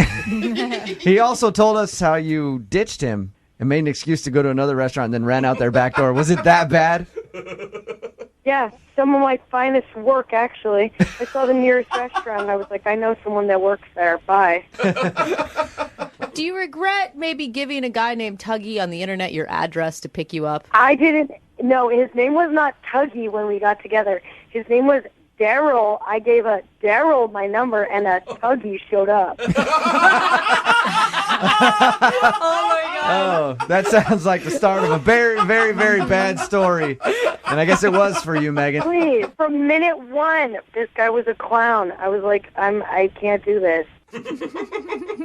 Can you explain the date in your words what happened? Because the way that he told us, it didn't sound, I mean, obviously his little stunt sounded like a big deal, but everything else sounded okay. Honestly, we weren't on a date that long. He picked me up. I said, nice to meet you, Daryl. He said, call me Tuggy. I was like, okay. It basically got worse from there. then he drove as fast as he could and slammed on the brakes right before hitting a wall. He's like, it was a joke. It was a joke. I'm like, that. I don't know in what world that's a funny joke. Then he drove really slow to kind of like really stick it to me. Like, is this slow enough for you? Oh, my God. Then he's condescending on top of it. The jokes continue. Wow. As you have whiplash in the passenger seat. Yeah, very funny. Just, I was in stitches. Sounds like it. He is driving down the street, and then he's like, if you don't think that's funny, I can do impressions. And then basically started, like, barking like a dog and then was behaving like a sheep. And I was not reacting at all. Well, they're impressions, yeah. It's They an are. impression of a dog and a sheep. Animal noises. That is, I would be scared. I would think I had just gotten in a car with a psycho killer. I mean, It was a joke. It was just a joke. Megan, that's Tuggy. He's actually been on the other line listening this whole time. God, why would you do that? I just told you that this person, I don't want anything to do with him. I don't understand why you would put me on the phone with him.